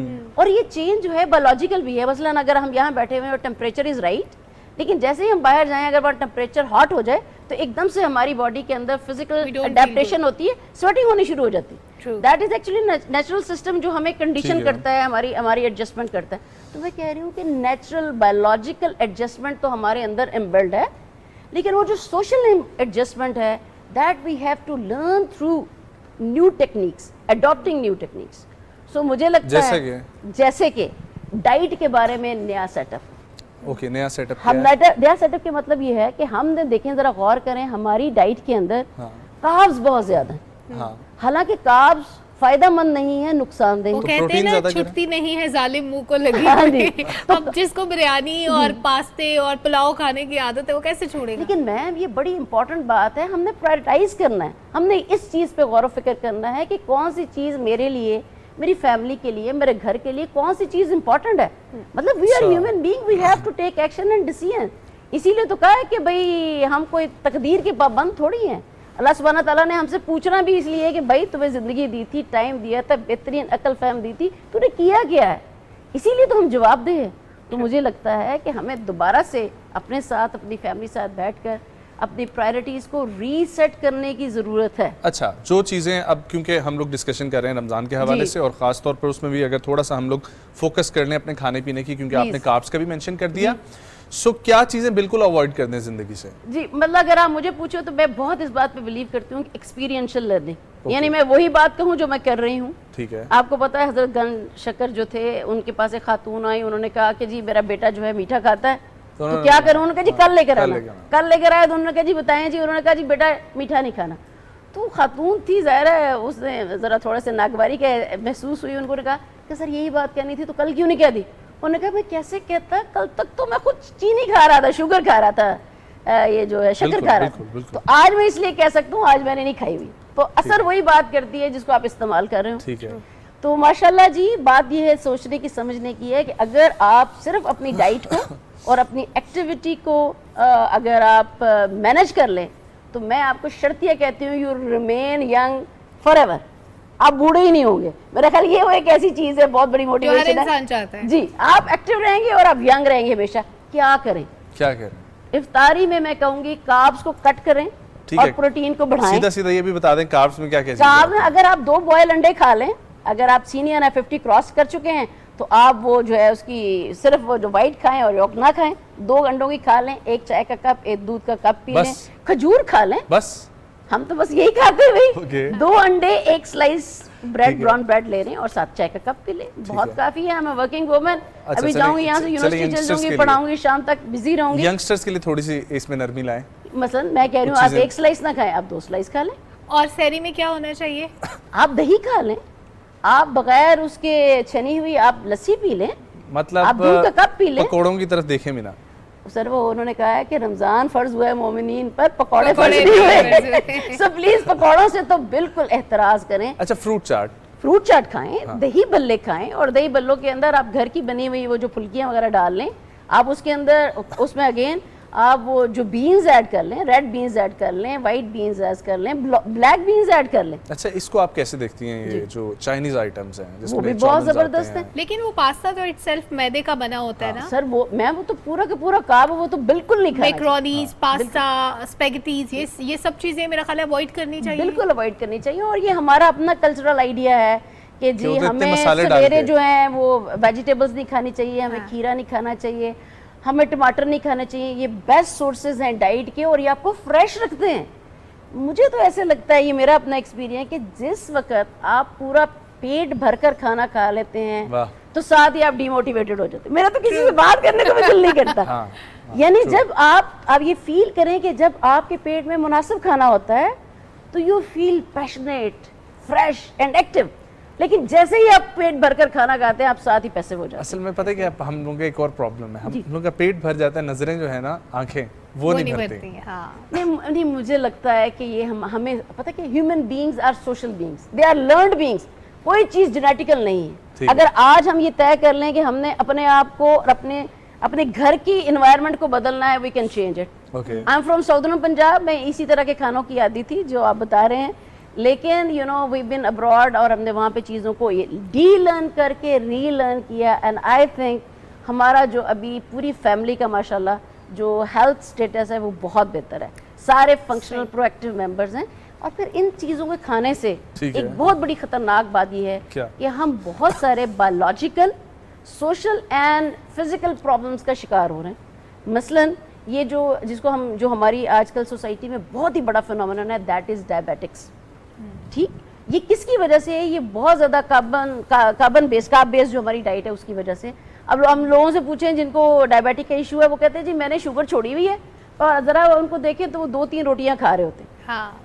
دس از ایکچولی کلنگ. یہ تو پوائزن کی طرح ہے آپ کے لیے, یہ جو آپ کی روٹی ہے. مطلب آئی واز ان ٹرکی اور میں بہت حیران ہوئی جب مجھے پہلی دفعہ یہ ایکسپوئر ہوا کہ ناشتے کی ٹیبل پہ ایک بہت بڑا انہوں نے سیٹ اپ لگایا ہوا تھا. ناشتے کی ٹیبل پہ بہت سارے کھیروں کے بڑے بڑے ڈشز اور ٹماٹر کٹے ہوئے اور ابلے ہوئے انڈے. تو میں بہت حیران ہو کر دیکھ رہی تھی کہ یار سویرے مارننگ میں یہ جو ہے کھیرے کیسے ہو گئے. ہم نے تو ساری زندگی یہی سنا کہ کھیرے اور ٹماٹر اگر کھانے ہیں تو دوپہر کو کھانے. بھائی اصل میں وہ 600 سال کی جو انہوں نے جو ان کی جو تھی نا ان کی کینگڈمشپ, اس کینگڈمشپ سے ان کی جو ڈائٹ ہے وہ بادشاہی ڈائٹ ہے بھائی. اور ہم چونکہ غلامی میں اور بہت ساری چیزوں کے اندر پڑے رہے تو ہماری ڈائٹ جو ہے وہ بالکل ہی مختلف ہے, نیگیٹو ہے, جو ہمارے لیے انہیلدی ہے. اچھا, جو چیزیں ہمیں بچپن سے کھانے کی عادت, لیٹ سپوز کہ مائیں بچوں کو پراٹھا کھائے بغیر نہیں جانے دیتی, اب جو عادت پڑ گئی, لیٹ سپوز اگر کوئی اپنی زندگی بدلنا چاہتا ہے, کیا وہ ٹوٹلی مائنس کر دیں؟ ہفتے میں 1-2 دن چلیں, آپ اپنے لیے نرمی رکھ لیں کہ آپ پراٹھے کا سائز چھوٹا کر لیں نا. اگر آپ کھانا چاہ رہے ہیں تو آپ پورا وہ بڑا پراٹھے کی بجائے پراٹھے کے چھوٹے سائز بیبی پراٹھا, آہستہ جی بیبی پراٹھے بنانے شروع کر دیں. شروع میں آپ آہستہ آہستہ, یعنی یہ کہ بالکل کٹ نہ کریں, آپ ایوالو کریں. یہ بھی سوشل سائنسز کا کانسیپٹ ہے کہ جو بھی چیز آپ نے کرنی ہوتی ہے آپ اس کو سسٹمیٹک سٹیپس میں کریں اور ایوالو کریں. چھوٹا سٹیپ, پھر اس سے بڑا, پھر اس سے بڑا, پھر اس سے بڑا. اور میں آپ کو بتا رہی ہوں کہ ہم ایز اے انسان اپنی زندگی پر, اپنی لائف کے اوپر پورے کنٹرول کی اہلیت کے ساتھ پیدا ہوئے ہیں. اور یہ جو ہمارے کلچر میں اور ہماری زندگیوں میں یہ جو نیگیٹیوٹی ہے, یہ جو پیسمزم ہے کہ یار اب یہ تو ایسے ہو گیا, میں تو کچھ کر ہی نہیں سکتا, یہ ایک بہت بڑی فیلسی ہے. مجھے لگتا ہے کہ اگر ہم نے as a successful person, as a successful قوم کھڑے ہونا ہے تو آج ہمیں اپنی زندگیوں کی رسپانسبلٹی لینی پڑے گی, جو کہ ڈائٹ سے شروع ہوگی, جو کہ فزیکل ایکٹیویٹی سے شروع ہوگی, جو کہ سسٹمیٹک لرننگ سے شروع ہوگی, جو کہ سسٹمیٹک کریکولم سے ہوگی. ہمیں ہر زندگی کے ہر فیز کے اندر critical thinking, positive thinking, positive perception اور سب سے بڑھ کر پرو ایکٹیونیس کو لے کر آنا. میں نے یہ نہیں کرنا جو پاپولر ہے, میں نے یہ نہیں کرنا جس کی مجھے عادت ہے, میں نے کوشش کرنی ہے میں وہ کروں جو کہ ٹھیک ہے. دس از کالڈ پرو ایکٹیونیس. جو بندہ یہ کرنے لگ جائے گا اصل میں وہ کیا ہوگا, وہ ایک لیڈر ہوگا, وہ ایک انفلوئنسر ہوگا, وہ بدلے گا اپنی زندگی کو اور اپنی انوائرمنٹ کے اندر وہ ایک ماڈل سیٹ کرے گا. بھئی اگر میں کر سکتی ہوں تو آپ کیوں نہیں کر سکتے؟ بالکل بالکل بالکل. Let's join hand for this. Perfect. Thank you so much doctor Noreen Sehar, بہت اچھا لگا آپ سے گفتگو کر کے, اور جتنے بھی ٹپس انہوں نے دی آپ لوگ زندگی میں شامل کریں, یقینی طور پر آپ لوگوں کی زندگی بھی بہتر ہوگی اور ایک لانگ ٹرم پلاننگ جو ہے وہ آپ لوگ کر سکتے ہیں. اپنے آپ کے ساتھ کمٹمنٹ کریں کہ آپ لوگوں نے ہیلدی رہنا ہے اور اپنی فیملی کو بھی ہیلدی رکھنا ہے.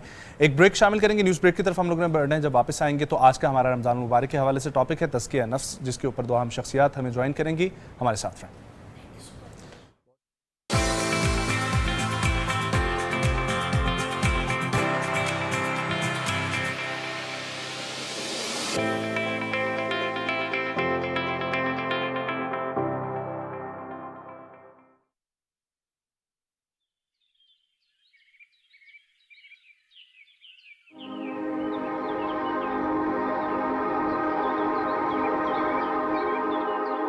نسألك يا من هو الله الذي لا إله إلا هو الرحمن الرحيم الملك القدوس السلام المؤمن المهيمن العزيز الجبار المتكبر الخالق البارئ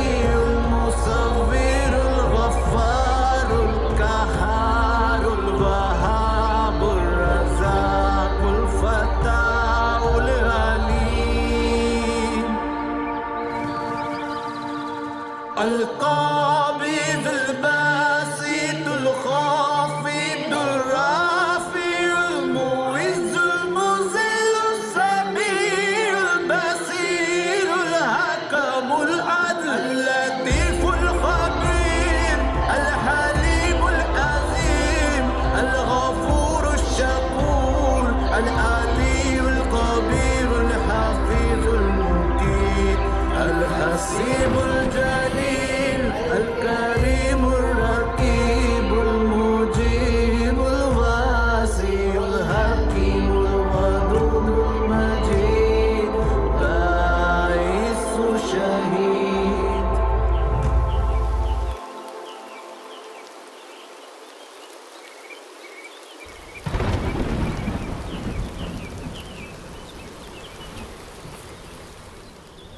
الحق الوكيل القوي المتين الولي الحميد المحصي مبدئ المعين المحيي المميت الحي القيوم الواجد الماجد الواحد الصمد القادر المقتدر المقدم المؤخر الأول الآخر الظاهر الباطن الوالي المتعالي البر التواب المنتقم العفو الرؤوف مالك الملك ذو الجلال والإكرام المقسط الجامع الغني المغني المانع الضار نافع النور الهادي البديع باقي الوارث الرشيد الصبور.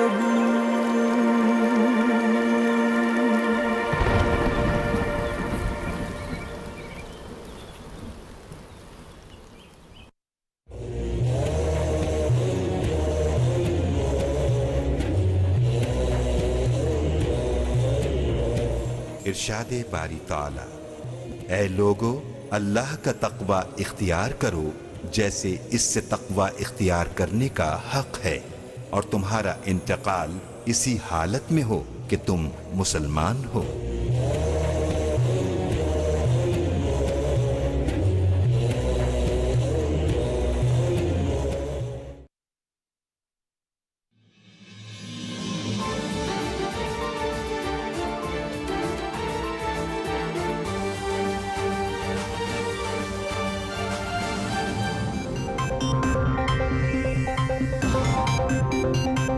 वफाकी हुकूमत का इमरान खान के खिलाफ जुडिशल कॉम्प्लेक्स हमले और दूसरे मुकदमात में कार्रवाई कानून के मुताबिक आगे बढ़ाने का फैसला।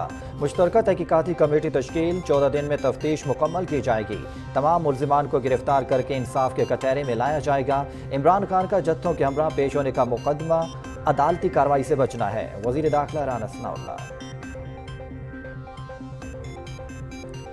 मुल्क में सियासी और माशी बहरान की सूरत हाल है। इन हालात में कराए गए इलेक्शन खूनी होंगे। तीसरे ऑप्शन के लिए हालात साजगार बनाने के बजाय जमहूरी निज़ाम को चलने दिया जाए। 2 सूबों में इलेक्शन शेड्यूल तब्दील करना किसी सूरत गैर आइनी नहीं। 1997 से 2018 तक कौमी और सूबाई असम्बलियों के इंतखाबात एक ही रोज हुए हैं। वज़ीर कानून आज़म नज़ीर तारड़।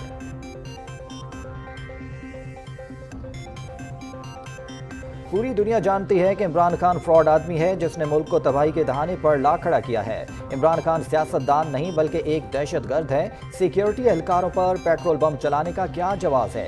ऐसे वाक़यात की भरपूर छानबीन करने के बाद मुलविस अफराद के खिलाफ भरपूर एक्शन होना चाहिए। कायद पाकिस्तान मुस्लिम लीग नून मोहम्मद नवाज शरीफ की लंदन में मीडिया से गुफ्तगू।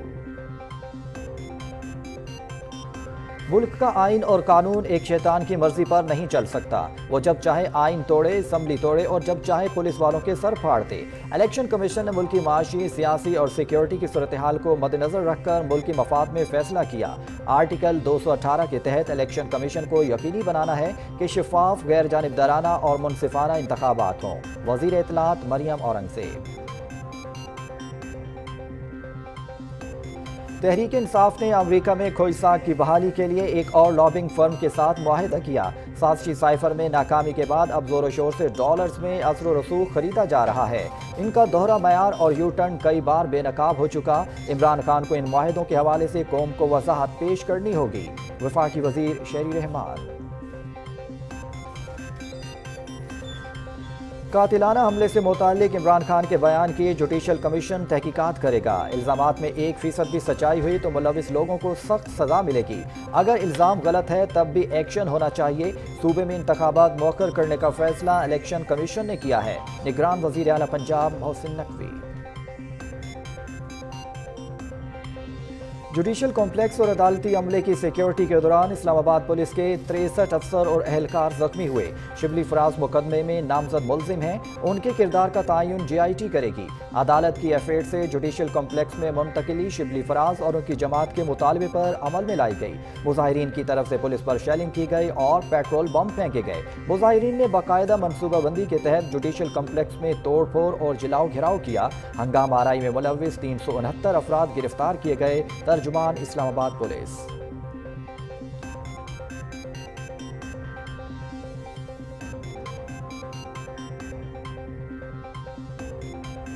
पाकिस्तान और रूस के दरमियान तामीराती सियासी मुज़ाकिरात हो रहे हैं। दो तरफा तिजारती और इक्तिसादी ताल्लुकात को मजबूत बनाने और तवानाई मंसूबों पर तेजी से अमल दरामद के लिए कोशा हैं। दोनों मुल्क दहशतगर्दी के खिलाफ जंग, अफगान सूरत हाल और दीगर अमूर पर करीबी राबते में हैं। तर्जुमान रूसी वज़ारत ख़ारजा मारिया ज़ाखारोवा की न्यूज़ ब्रीफिंग। पाकिस्तान की जानिब से तुर्किया और शाम के ज़लज़ला मुतासरीन के लिए इमदाद की फराहमी जारी। PNS मुआविन 500 टन इमदादी सामान लेकर तुर्किया की बंदरगाह मरसीन पहुंचा। खेमे, कंबल और दीगर ज़रूरी अशिया शामिल इमदादी सामान मुतासरा इलाकों में पहुंचा दिया गया।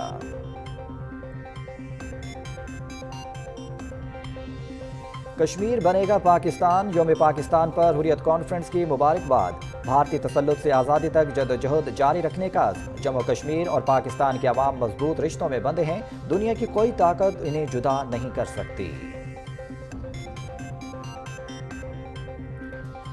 नादरा की नई एप्लीकेशन मुतारिफ शहरी मोबाइल फ़ोन से शनाख्ती कार्ड बनवा सकेंगे। नई मोबाइल ऐप से शनाख्ती कार्ड बनवाने की दरख्वास्त किसी भी जगह से दी जा सकेगी। दस्तावेज़ात भी अपलोड की जा सकेंगी। मोबाइल के जरिए फिंगरप्रिंट्स भी दिए जा सकेंगे। मुल्क भर में 24 घंटे के दौरान 150 अफराद में कोरोना वायरस की तशखीस। मुस्बत केसेस की शरह 3.58% रही। वायरस से एक शख्स की वफात, 22 की हालत तशवीशनाक। इस्लामाबाद में 11, लाहौर में 31, मुल्तान में 6 केसेस रिपोर्ट। कौमी इदारा सेहत। आज तपदिक से बचाव का आलमी दिन मनाया जा रहा है, जिसका मकसद इस बीमारी के बारे में लोगों में शऊर उजागर करना है। रवां साल इस दिन का मौजू है हाँ, हम तपदिक का खात्मा कर सकते हैं। कांग्रेस के रहनुमा राहुल गांधी को हत्या की इज्जत केस में 2 साल कैद। गुजरात की अदालत ने नरेंद्र मोदी के खिलाफ 2019 में की गई तकरीर के मुकदमे में सजा सुनाई। डरने वाले नहीं, मोदी और बीजेपी राहुल गांधी की आवाज दबाना चाहते हैं। प्रियंका गांधी का ट्वीट। भारतीय पंजाब में कशीदगी बरकरार। खालिस्तान तहरीक के हामी सिख रहनुमा अमृतपाल सिंह की गिरफ्तारी के लिए ऑपरेशन। पुलिस की भारी नफरी तैनात, बड़ी तादाद में गिरफ्तारियां। इंटरनेट सर्विस बदस्तूर मुअत्तल। मुल्क के मुख्तलिफ इलाकों में बारिश और जालाबारी का सिलसिला जारी। पंजाब और सिंध के मुख्तलिफ इलाकों में बारिश। इस्लामाबाद और खैबर पख्तूनख्वा में भी बारिश का इम्कान। शुमाली बलोचिस्तान, कश्मीर और गिलगित बल्तिस्तान में भी तेज़ हवाओं के साथ बारिश मुतवक्के। हालिया बारिश से गंदम की फसल शदीद मुतासिर होने का खदशा। माहिरीन मौसमियात। शारजा में पाकिस्तान और अफगानिस्तान T20 सीरीज 3 मैचेस की सीरीज का पहला मैच आज शारजा में खेला जाएगा। मैच रात 9 बजे से देखिए PTV स्पोर्ट्स HD पर बराह रास्त। दूसरा मैच इतवार और तीसरा पीर को खेला जाएगा। ट्रॉफी की रोनुमाई कर दी गई।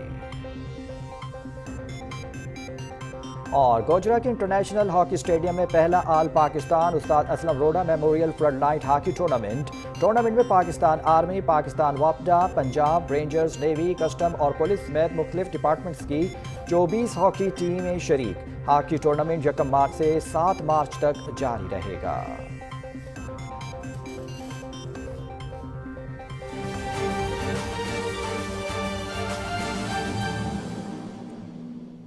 बिस्मिल्लाहिर्रहमानिर्रहीम, अस्सलाम वालेकुम। पाकिस्तान टेलीविजन न्यूज़ के साथ मैं हूं ज़िया आफ्ताब। हेडलाइंस आपने जानी, मज़ीद खबरों और अपडेट्स के लिए देखते रहिए पाकिस्तान टेलीविजन न्यूज़।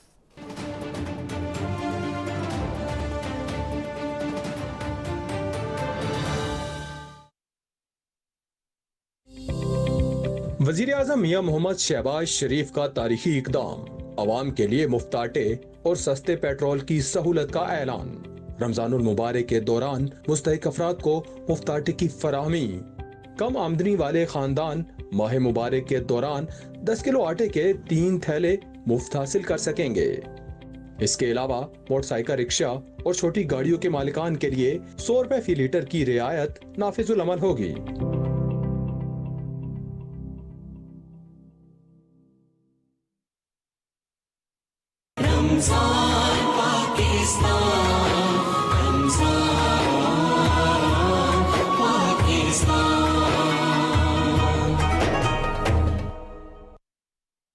इस मुबारक रमजान का पहला अशरा बाइस रहमत है।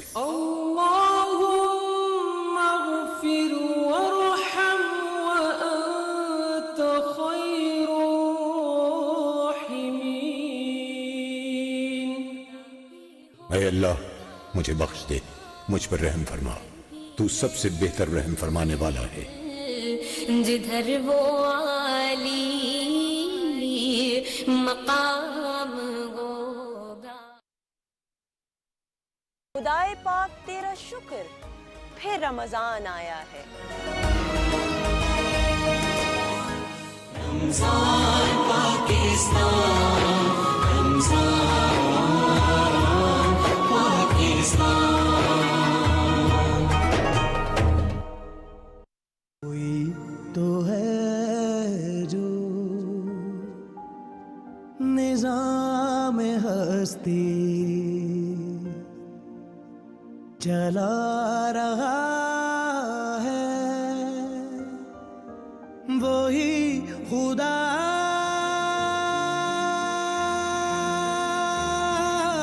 है।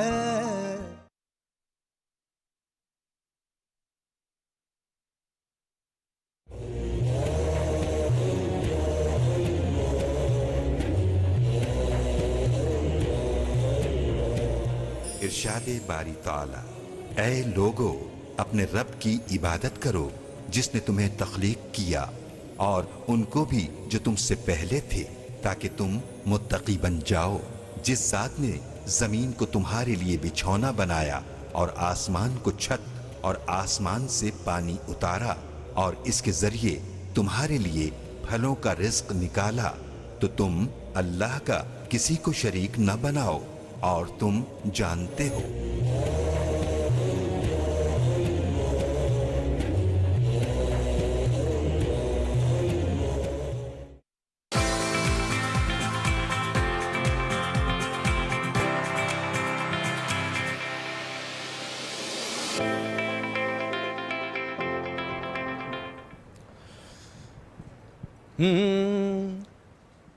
सहर का वक्त था, मासूम कलियां मुस्कुराती थीं, हवाएं खैर मकदम के तराने गुनगुनाती थी।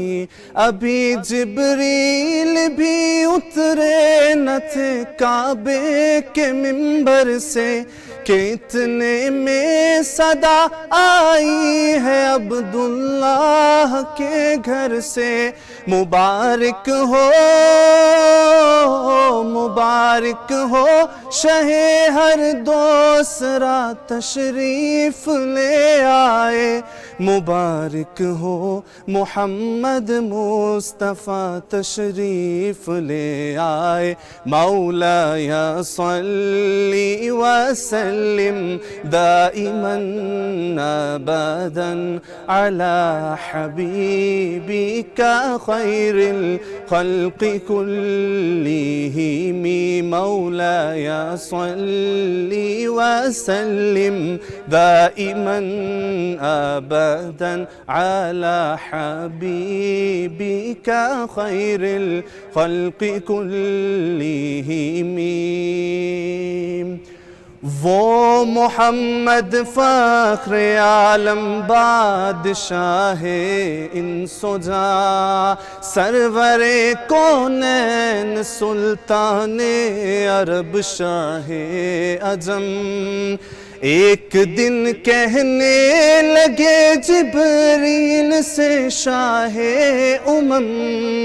تم نے دیکھا ہے جہاں بتلاؤ تو کیسے ہے ہم عرض کی جبریل نے اے شاہدی اے محترم آپ سا کوئی مماثل ہی نہیں رب کی قسم نہ کوئی آپ جیسا ہے نہ کوئی آپ جیسا تھا کوئی یوسف سے پوچھے مصطفیٰ کا حسن کیسا تھا زمین و آسمان میں کوئی بھی مثال نہ ملی مولایا صلی وسلم دائما ابدا علی حبیبک خیر الخلق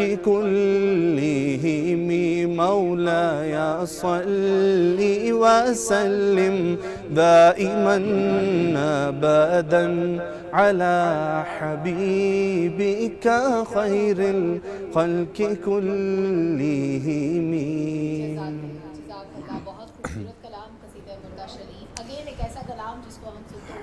No doubt. مبارک کا مبارک مہینہ ہے تو اس مبارک مہینے میں بہت سی چیزیں بدل جاتی ہیں. ہمارا رہن سہن, ہماری عبادات کا طریقہ کار, ہمارے لوگوں کے ساتھ بات چیت کا انداز, ملنے کا انداز, بہت سی چیزیں ہم بدلنے کی کوشش کرتے ہیں. ہم کوشش کرتے ہیں کہ بہتر انسان بن سکیں, جو شاید سال بھر نہیں کرتے وہ اس مبارک مہینے کے اندر کرتے ہیں. تو آج کا جو ہمارا ٹاپک ہے وہ بہت ہی اہم ہے, تزکیہ نفس کیا ہے. روزہ تو رکھتے ہیں, روزے کے بہت سے مفہوم, بہت سے پہلو نکلتے ہیں کہ روزہ کیا صرف کھانے پینے سے دور رہنے کا نام ہے, روزے کے کمپوننٹس کیا ہیں, کن کن چیزوں سے دور رہنا ہے, کن کن چیزوں کو اپنانا ہے, کن اوقات کار میں کس طریقے سے لوگوں کے ساتھ ڈیل کرنا ہے, کیا کھانا ہے, کس وقت کھانا ہے, کس سے ملنا ہے, کیسے بات کرنی ہے, کسی کے حقوق کا اگر خیال رکھنا ہے تو کیسے رکھنا ہے, اور اپنے مال میں سے ان غریبوں کا, مساکین کا حصہ اگر نکالنا ہے جو اس دنیا میں ہمارے ارد گرد موجود ہیں تو وہ کس طرح سے کرنا ہے. یہ ساری چیزیں آج ہم جاننے کی کوشش کرتے ہیں. بالکل جی. اور پروگرام کے سٹارٹ میں جس آیت سے ہم لوگوں نے آغاز کیا تھا کہ قد افلح من زکا, جس کا یہ مفہوم ہے کہ وہ فلاح پا گیا جس نے اپنے نفس کا تزکیہ کیا. اب تزکیہ جو ہے اس کا معنی اور اس کا مفہوم اور اس کا مطلب اور اس کی اہمیت ہم لوگ, ہمارے جو سکولرز یہاں پر موجود ہیں انہی سے جانیں گے. لیکن اگر ہم لوگ انبیاء کی بعثت جو ہے اس کا مقصد دیکھیں, اصلی مقصد, تو وہ بھی شاید یہی ہے کہ دنیا میں جو مبعوث کیے گئے انبیاء کرام, رسول کریم صلی اللہ علیہ وآلہ وسلم بھی ایک ہی مقصد تھا کہ انسانوں کو جو انسانوں کے نفس کا تزکیہ ہے وہ کسی طریقے سے ہو سکے. اور اس کی بہتر مثال ہمیں حضرت ابراہیم علیہ السلام کی دعا جو انہوں نے آن حضرت صلی اللہ علیہ وآلہ وسلم کے حوالے سے فرمائی, جو سورۃ البقرہ کی آیت ہے کہ ربنا وبعث فیہم رسولا منہم یتلو علیہم آیاتک ویعلمہم الکتاب والحکمت ویزکیہم انک انت العزیز الحکیم, جس کا یہ معنی ہے کہ اور اے ہمارے رب تو انہی میں سے کوئی ایک رسول مبعوث فرما جو ان کو تیری آیتیں پڑھ کر سنائے اور ان کی کتاب اور حکمت کی تعلیم دے اور ان کا تزکیہ کرے, بے شک تو غالب اور حکمت والا ہے. جس میں جواب آیا جو سورۃ البقرہ میں ہی ہے کہ کما ارسلنا فیکم رسولا منکم یتلو علیکم آیاتنا ویزکیکم ویعلمکم الکتاب والحکمت ویعلمکم ما لم تکونوا تعلمون. چنانچہ ہم نے تم کو ایک رسول بھیجا جو تمہیں میں سے ہے اور ہماری آیتیں تمہیں پڑھ کر سناتا اور تمہیں پاک کرتا ہے اور تمہیں کتاب و حکمت کی تعلیم دیتا ہے اور تمہیں ان چیزوں کی تعلیم دیتا ہے جو تم نہیں جانتے. مزید ہم جانتے ہیں ہمارے یہاں پر مذہبی سکولرز موجود ہیں, ہمارے ساتھ موجود ہیں اسی پر گفتگو کرنے کے لیے سینئر مذہبی سکولر جناب مفتی ضمیر احمد ساجد صاحب, اور ان کے ساتھ تشریف فرما ہیں مذہبی سکولر جناب ڈاکٹر محمد اقبال صاحب. السلام علیکم. وعلیکم السلام ورحمۃ اللہ. آپ دونوں حضرات کا بہت شکریہ. کیسے مزاج ہیں آپ لوگوں کے؟ اللہ کا شکر. رمضان بہت بہت مبارک ہو آپ کو. خیر مبارک, آپ کو بھی مبارک. جزاک اللہ جزاک اللہ. مفتی صاحب, سب سے پہلے تو ہم یہ سمجھنے کی کوشش کریں گے کہ نفس ہوتا ہی کیا ہے. بسم اللہ الرحمن الرحیم. बड़ा अहम सवाल है और बड़े अहम मौके पे आपने दावत दी है। मैं आपका शुक्रगुजार हूँ कि इस प्रोग्राम में आपने बुलाया है। नफ्स का जो इतलाक़ है वो कभी दिल पर भी होता है और कभी रूह पर भी होता है। ठीक है।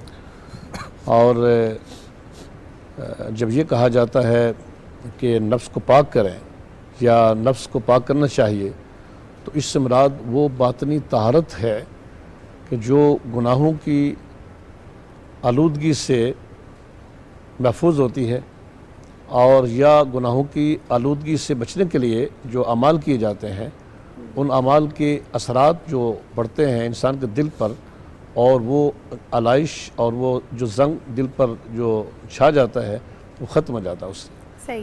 तो ठीक है। वो जो अल्लाह ताला की नाफरमानी के असरात दिल पर पड़े होते हैं या वो जज्बात में गुनाहों की तरफ रुझान होता है, वो उससे ख़त्म हो जाता है।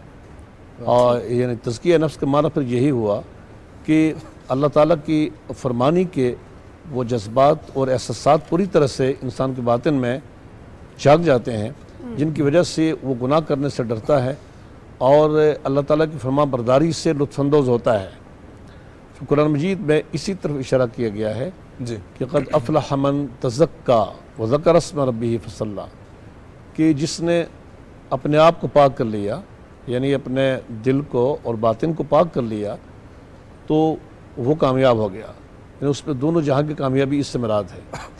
और फिर ये भी फरमाया गया कि क़द अफ़लह मन ज़क्काहा व क़द ख़ाब मन दस्साहा, कि जिसने नफ्स को पाक कर लिया जी वो फलाह पा गया, तो वो फलाह पा गया, और जिसने नफ्स को आलूदा कर दिया वो नाकाम हो गया। तो दुनिया पर इस लिहाज से हम देखते हैं कि फिर नफ्स की ग़ुलामी करने वाले भी बहुत लोग हैं और नफ्स से मुकम्मल तौर पर महफूज भी बहुत से लोग हैं। दो तरह के तबकात हैं। तो जो लोग नफ्स के ग़ुलाम हैं, दुनिया पर तकरीबन जो फसादात हैं या किसी माशरे के अंदर जो अदम तवाज़ुन पैदा होता है और जो एक माशरती वबाएँ पैदा होती हैं इंसानों के दरमियान तफरीक पैदा करने के लिए, वो उन्हीं की वजह से होती हैं। इसलिए कुरान मजीद ने नफ्स को पाक करने का हुक्म दिया है ताकि वो उस सफ़ में आ जाए कि जो जहाँ पर लोग बाहम हमदर्दी और मोहब्बत के साथ और जिगानगत के साथ आगे बढ़ते हैं और माशरे में रहते हैं। ठीक, बहुत खूबसूरती से आपने बयान फरमाया। डॉक्टर साहब, तज़किया नफ्स की बात हो रही है, नफ्स पे पड़ी आलाइशें तो बेशुमार होती हैं। क्या बातनी तहारत के लिए रमज़ानुल मुबारक का सिर्फ 1 महीना 30 दिन काफ़ी होते हैं? बिस्मिल्लाहिर्रहमानिर्रहीम। बड़ा अहम सवाल है आपका। तज़किया नफ्स जो कि हमें हर वक्त ही करना चाहिए, अपने नफ्स को गुनाहों की आलाइशों से, आलूदगियों से और इस तरह की जो और बातनी बीमारियां होती हैं, हसद है, गीबत है, झूठ है, इन चीज़ों से नफ्स को तो, हमारे नफ्स को तो वैसे ही पाक होना चाहिए। जब हम ये कहते हैं कि हम मुसलमान हैं, मुत्तकी सम टाइम कुछ लोग दावा कर देते हैं, तो उसके लिए फिर ये ज़रूरी होता है कि वो पाक करने का कोई प्रोसेस भी सोचें। अब ये अल्लाह चूँकि हकीम हैं, हकमुल हाकिमीन हैं, वो बेहतर जानते हैं अपने इंसानों से, जिनको उसने पैदा किया उससे मोहब्बत भी करते हैं। तो उसका एक प्रोसेस उन्होंने बता दिया है कि एक रमज़ान का महीना है जिसमें आप ये करें। इससे पहले हम ख़ुद देखते हैं कि रोज़े का कंसेप्ट पहले भी मौजूद था। हत्ता कि हज़रत ईसा अलैहिस्सलाम के मुतालिक मशहूर है कि वो हमेशा रोज़ा रखते थे। और इसी तरह जब कोई भी बड़ी चीज़ किसी को मिलना चाहती है, स्पेशल अंबिया में हम देखते हैं, तो वो कई दिन जो है ना इसी तरह रोज़े जैसे प्रोसेस से गुज़रते थे। उसको रोज़े का नाम दें या आप उसको भूखे रहने का नाम दें, सारा दिन जो है ना। तो 40 शब और रोज़ हज़रत मूसा अलैहिस्सलाम जब कोहतूर पे अपनी किताब लेने जा रहे थे, तो उससे पहले उन्होंने 40 दिन इसी तरह भूख में गुजारा, जो है ना रोज़े की हालत में गुजारा।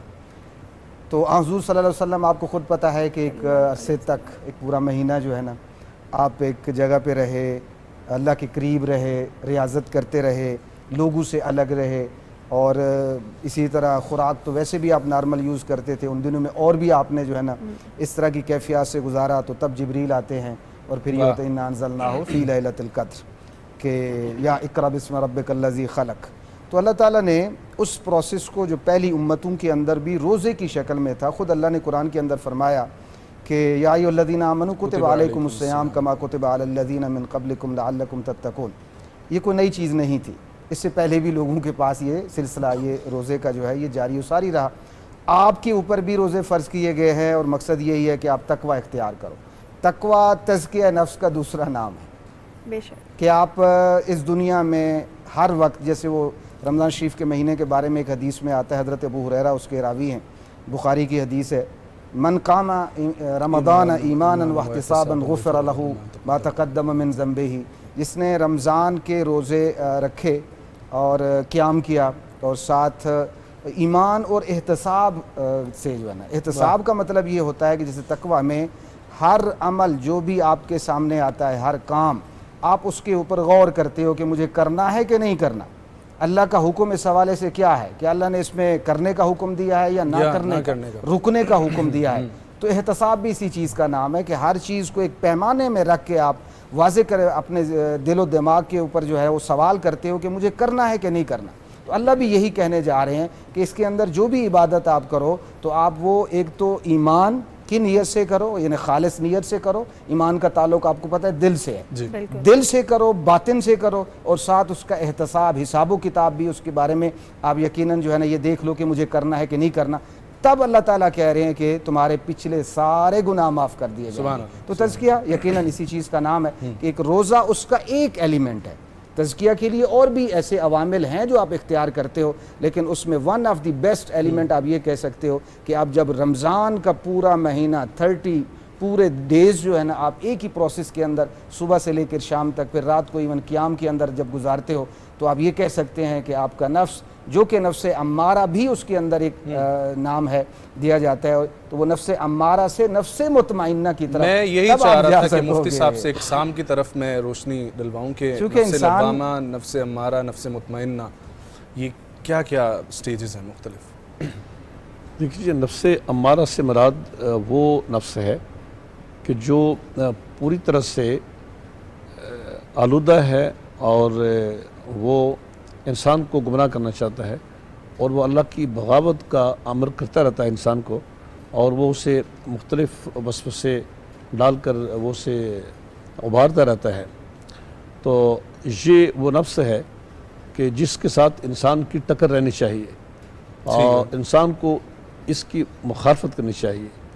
اور نفس مطمئنہ سے مراد وہ نفس ہے کہ جب انسان کا دل پاک ہو جاتا ہے مکمل طور پر اور اللہ تعالیٰ کی رضا اور خوشنودی اس کا مقصد بن جاتا ہے، تو اس کا نفس مطمئنہ ہو جاتا ہے. اور ایک نفس لوامہ بھی ہے کہ کبھی ایسا ہوتا ہے کہ انسان کو اس کا نفس ملامت کرتا رہتا ہے، کسی گناہ پر اس کی ملامت کرتا رہتا ہے. جیسے کہ حدیث پاک میں آتا ہے کہ سرکار دو عالم صلی اللہ تعالیٰ علیہ وسلم نے فرمایا ہے کہ اذا سرت کا حسنۃ و ساءت کا سیئۃ فانت مومن، کہ جب تیری نیکی تجھے خوش کر دے اور برائی تجھے پریشان کر دے تو سمجھ لے کہ تم مومن ہے. یعنی وہ جو کبھی ایسا ہوتا ہے کہ انسان کو گناہ کی وجہ سے اس کے دل کے احساسات ختم ہو جاتے ہیں. یعنی وہ حدیث پاک میں ایک نقطے کا ذکر آتا ہے کہ ایک سیاہ نقطہ اس کے دل پر پڑ جاتا ہے، اور وہ جو گناہوں میں آگے بڑھتا ہے تو وہ نقطہ اس کے دل پر چھا جاتا ہے. جب وہ نقطہ پوری طرح سے اس کے دل پر چھا جاتا ہے تو اب اس کو احساس سے گناہ ختم ہو جاتا ہے. اب وہ گناہ کرتے بھی فخر محسوس کرتا ہے، گناہ کو بیان کرتے بھی فخر محسوس کرتا ہے. لیکن جب وہ تائب ہوتا ہے اور وہ دل اس سیاہ نقطے سے خالی ہوتا ہے تو پھر اس کو احساس سے گناہ ہونا شروع ہو جاتا ہے. یہ وجہ ہے کہ اس کو نیکی کرتے ہوئے خوشی ہوتی ہے اور برائی کرتے ہوئے اسے پریشانی ہوتی ہے. یہ نفس لوامہ ہے کہ جب وہ انسان کو نیکی کرتا ہے تو اس پر خوش ہوتا ہے، وہ انسان خوش ہوتا ہے، اور جب وہ برائی کرتا ہے تو اس کو احساس ہوتا ہے کہ یہ میں نے اچھا کام نہیں کیا. یہ وہ نفس ہی ہے کہ جو اس کو ملامت کرتا ہے کہ تم نے اچھا کام نہیں کیا. ٹھیک ہے، واہ واہ. آپ نے نفس کی اقسام کے بارے میں بڑی خوبصورتی سے روشنی ڈالی مفتی صاحب. لیکن نفس کی طہارت کی جب ہم بات کرتے ہیں اس کا کسی بھی قسم سے تعلق ظاہر بہت ضروری ہے. ڈاکٹر صاحب، نفس کی طہارت کے لیے پہلا اصول کیا ہونا چاہیے؟ کہاں سے اس کا آغاز کیا جائے؟ اور رمضان المبارک کے بعد کیا ایک بندہ مومن کا دل اتنا بدل چکا ہوتا ہے کہ وہ اپنے اس راستے پہ قائم رہتا ہے جو اس نے چن لیا ہو؟ ایسا ہے کہ انسان کے نفس کی جو تخلیق ہے، نفس انسانی کی تخلیق بیسیکلی دو چیزوں کے اوپر ہے. اس کے اندر دونوں طرف میلان ہے، نیکی کی طرف بھی اور برائی کی طرف بھی. اور ہم جیسے گناہگار تو برائی ان کو زیادہ اٹریکٹ کرتی ہے بنسبت نیکی کے. تو تزکیہ اسی چیز کا نام ہے کہ آپ اپنے آپ کو اتنا زیادہ مشقت، نیک کاموں میں اتنی زیادہ مشقت سے کام لو زیادہ انوالو کرو اپنے آپ کو محنت کر کے کہ اس محنت کے نتیجے میں آپ کا نفس برائیوں سے نفرت کرنے لگ جائے اور نیکیوں کی طرف زیادہ آ جائے گا۔ اس میں کوئی شک نہیں ہے کہ رمضان المبارک کا مہینہ اس میں ایک ایسا انوائرنمنٹ اور ماحول بن جاتا ہے اللہ کی طرف سے کہ نیکی کی طرف خود بخود دل لگ جاتا ہے۔ ماحول سے مراد اب یہ کہہ سکتے ہیں جیسے حج کے اوپر جاتے ہیں، ہر طرف سے وہ آپ کو پتہ ہے لبیک لبیک کی جب آوازیں آ رہی ہوتی ہیں تو انسان کے دل کی جو گھنٹی ہے وہ خود بخود اس طرف متوجہ ہو جاتی ہے اور وہ لمحات بالکل انسان کو حسین و جمیل لگنا شروع ہو جاتے ہیں۔ جیسے کعبہ کو دیکھتے ہیں تو کہتے ہیں کہ وہ ایک ایسا مقام ہے کہ جہاں پہ رب کی رحمت 24 آور ہر لمحے ہر لحظے وہاں پہ پہنچتی رہتی ہیں۔ تو جو انسان وہاں پہنچا ہوتا ہے تو وہ ایک طرح کی خصوصی طور پہ وہاں اللہ تعالیٰ کی رحمت کو محسوس کر رہا ہوتا ہے۔ تو رمضان میں چونکہ ہم یہ سنتے ہیں کہ اللہ تعالیٰ نے حدیثوں میں آتا ہے کہ شیطانوں کو جکڑ دیتے ہیں، صاف ظاہر ہے کہ برائی وہی انسان کو کراتے ہیں۔ جب وہ جکڑ دیے گئے اور اوپر سے ماحول بھی ایک الحمدللہ اذانوں کا اور پھر صاف ظاہر ہے کہ یہ ترانوں کا، قصیدہ بردہ کا، اس جیسی اور چیزوں کا ہو جاتا ہے، تو انسان وہ جو جس کی تخلیق پھر نیکی اور برائی دونوں پہ ہوتی ہے، جب نیکی کا ماحول وہ پاتا ہے تو فطری طور پر اس کی روح اس کی طرف جاتی ہے۔ اگر اس نے مفتی صاحب نے جیسے فرمایا کہ پوری طرح اس کا دل بلیک نہیں ہو چکا، وہ داغ جو ہے، وہ دھبا جو ہے وہ پورا کا پورا پورے دل کو لپیٹ نہیں چکا، اگر وہ کسی جگہ پہ گنجائش ہے تو ضرور اس کے دل کے اندر یہ آتا ہے کہ اچھا یہ اتنا اچھا ماحول ہے، وائی ناٹ کہ میں بھی اس کو اویل کروں اور اس کے اندر اپنا جو ہے نہ کوئی کنٹریبیوشن دوں۔ چونکہ انسان کے مائنڈ کے اندر تو یہ ہے کہ میں انسان بھی ہوں، تمام مخلوقات میں افضل المخلوقات بھی ہوں، حضور صلی اللہ علیہ وسلم کا امتی بھی ہوں، مسلمان بھی ہوں، مومن بھی ہوں، اور پھر سب سے بڑھ کر جو ہے نا صرف روزہ رکھ لینے سے شاید وہ تزکیہ نفس نہیں آتا، جتنا کہ روزے کے ساتھ ساتھ وہ والی چیزیں کرنی چاہیے جس سے انسان کا دل اور زیادہ نیکیوں کی طرف جائے۔ جیسے حضور صلی اللہ علیہ وسلم نے خود فرمایا کہ وہ بندہ جو کھانا ترک کر دے، پینا ترک کر دے اور پھر اس کے بعد وہ جھوٹ وغیرہ یا اس طرح کی چیزوں سے الگ نہ ہو تو اس کے روزے کی ہمیں ضرورت نہیں ہے۔ تو اس سے اندازہ یہ ہوا کہ جہاں اللہ تعالیٰ کے حکم کے مطابق آپ صبح سے لے کے شام تک پوری ٹائمنگ کے اندر پابند رہتے ہو کہ آپ کھانے پینے اور بدی سے آپ جو ہے وہ اجتناب کرو، وہاں پھر ان سارے اعمال کو کسی نہ کسی فارم میں کرنا آپ کو ہوتا ہے۔ اور سب سے بڑھ کر آپ کو خود بھی پتہ ہے کہ ہمیں قرآن شریف کی تلاوت، قرآن شریف کے معانی کے اوپر، احکام کے اوپر غور، اس کے مطالب کو سمجھنا اور پھر پوری کوشش کرنا اس ماحول کی وجہ سے، اس پورے مہینے کی برکت کی وجہ سے کہ آپ اپنا ٹائم جب قرآن کے ساتھ گزارتے ہیں تو یقیناً پھر ان احکام کے اوپر جب آپ غور کرتے ہو، پھر عمل کرتے ہو، وہ صرف رمضان میں نہیں کرتے ہو، صاحب اگر اچھی پریکٹس آپ نے کر لی ہے تو رمضان کے بعد بھی ہوپ کی جا سکتی ہے کہ وہ سلسلہ آپ کا آگے چلے گا۔ اسی وجہ سے کہتے ہیں کہ ایک رمضان جس نے پورے اسی طرح التزام کے ساتھ عبادات میں، ریاضات میں، نیک اعمال کے اندر گزارا تو یہ رمضان اگلے رمضان تک آپ کو تواتر کے ساتھ پورا آپ کے گناہوں سے ڈھال بنتا ہے۔ سبحان اللہ، سبحان اللہ۔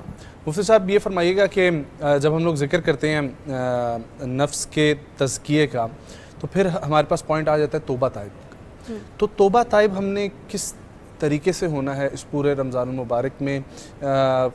کس طریقے سے ہم لوگوں نے اللہ سے اس کی رحمت بھی سمیٹنی ہے، مغفرت بھی اپنی کروانی ہے اور جہنم سے خلاصہ بھی حاصل کرنا ہے؟ دیکھیں ابھی ڈاکٹر صاحب ایک ماحول کی بات کر رہے تھے جی، تو اللہ تعالیٰ نے ماہ رمضان شریف میں ہمارے لیے ایک ماحول پرووائڈ کیا ہے اور وہ شیاطین کو قید کر کے پھر ماہ رمضان کے دن روزہ اللہ تعالیٰ کی رضا کے لیے صبح سے لے کے شام تک، اور راتوں کو قرآن مجید کی تلاوت جو تراویح کی شکل میں کی جاتی ہے۔ صحیح لوگ یہ ایک ایسا ماحول بن جاتا ہے کہ جب شیاطین کو قید کر دیا جاتا ہے جو لوگوں کو گمراہ کرتے ہیں تو پھر مساجد میں رونق بڑھ جاتی ہے۔ عام طور پر مساجد میں بعض اوقات نمازی کم ہوتے ہیں لیکن ماہ رمضان شریف میں مساجد بھر جاتی ہیں اور ان میں جگہ تک نہیں ہوتی ہے۔ تو یہ تزکیہ نفس کا ایک ماحول اللہ تبارک و تعالیٰ نے ہمارے لیے پیدا کیا ہے۔ اس ماحول کے جو اثرات پڑتے ہیں ان کی حفاظت کی ضرورت ہے، جو بعد کے لیے بھی ہمیں ان کو محفوظ کرنا چاہیے، اور بالخصوص سے جو انسان کا دل ہے اس پر کنٹرول جو ہے، اس کے نفس مطمئنہ بنانے کے لیے انسان کو یہ ماہ رمضان شریف کی یادیں اور اس کے اثرات کا ہمیشہ خیال رکھنا ہے اور ان کو محفوظ کرنا ہے۔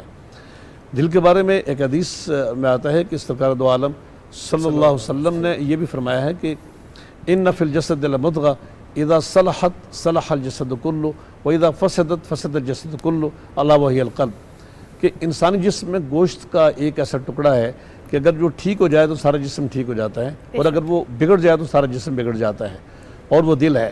تو بات ساری دل کی ہی ہے اصل میں، کہ ماہ رمضان شریف کے جو اثرات ہیں، روزے کے اثرات ہیں، تلاوت قرآن مجید کے اثرات ہیں، یہ دل پر مترتب ہوتے ہیں، اور دل کی تطہیر ہوتی ہے اور انسان کو نیکی کے جذبات بڑھتے ہیں، اور اس کو بھائی چارے کی اور دکھ درد کے مارے لوگوں کی خبرگیری کے احساسات پیدا ہوتے ہیں، اور وہ اپنے عزیز و قرابت داروں کے ساتھ، رشتہ داروں کے ساتھ اس نے سلوک کرنے کے لیے آگے بڑھنا شروع ہو جاتے ہیں۔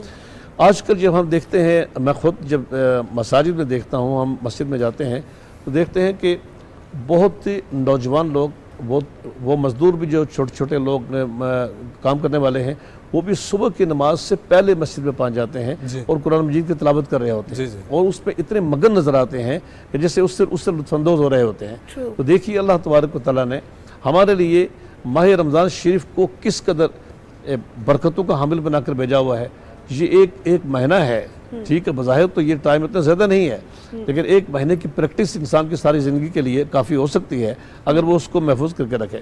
چونکہ جو ہی ماہ رمضان شریف گزرتا ہے تو آپ نے دیکھا ہوگا کہ ایک دم لوگ پھر وہ اپنی ان پرانی عادتوں کی طرف لوٹنا شروع ہو جاتے ہیں۔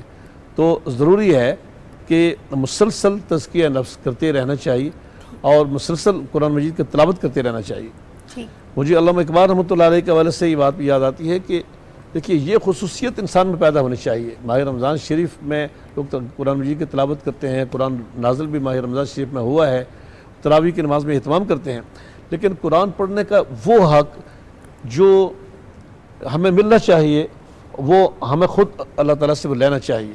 اور وہ یہ کہ علامہ اقبال رحمۃ اللہ علیہ جب قرآن مجید کی تلاوت کرتے تھے تو ان کے بارے میں یہ بات مشہور ہے کہ وہ اتنے روتے تھے کہ ان کے آنسو کی وجہ سے ان کے کپڑے تر بتر ہو جاتے تھے۔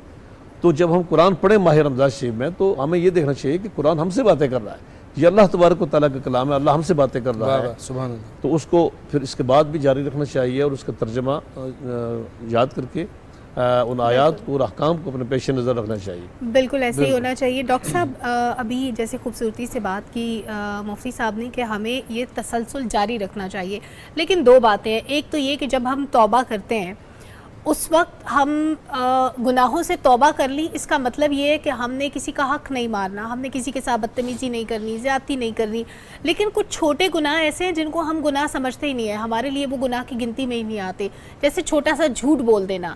یہ پریکٹس نہ ہم رمضان میں چھوڑتے ہیں نہ ہم رمضان کے بعد چھوڑتے ہیں۔ ایک تو یہ بات، پھر دوسری بات یہ کہ جب ہم نے توبہ کر لی، ہم نے سوچ لیا کہ اب کسی کے ساتھ زیادتی نہیں کرنی، لیکن رمضان ختم ہوتے ہی ہم دوبارہ انہی پریکٹسز پہ لگ جاتے ہیں جو ہم رمضان سے پہلے کرتے تھے۔ کسی کے ساتھ لڑائی جھگڑا، کسی کی چوری کر لینا، کسی کی غیر موجودگی میں اس کی غیبت کر لینا، یہ ساری وہ برائیاں جو ہم بطور عادت اپنی زندگی میں شامل کر چکے ہیں۔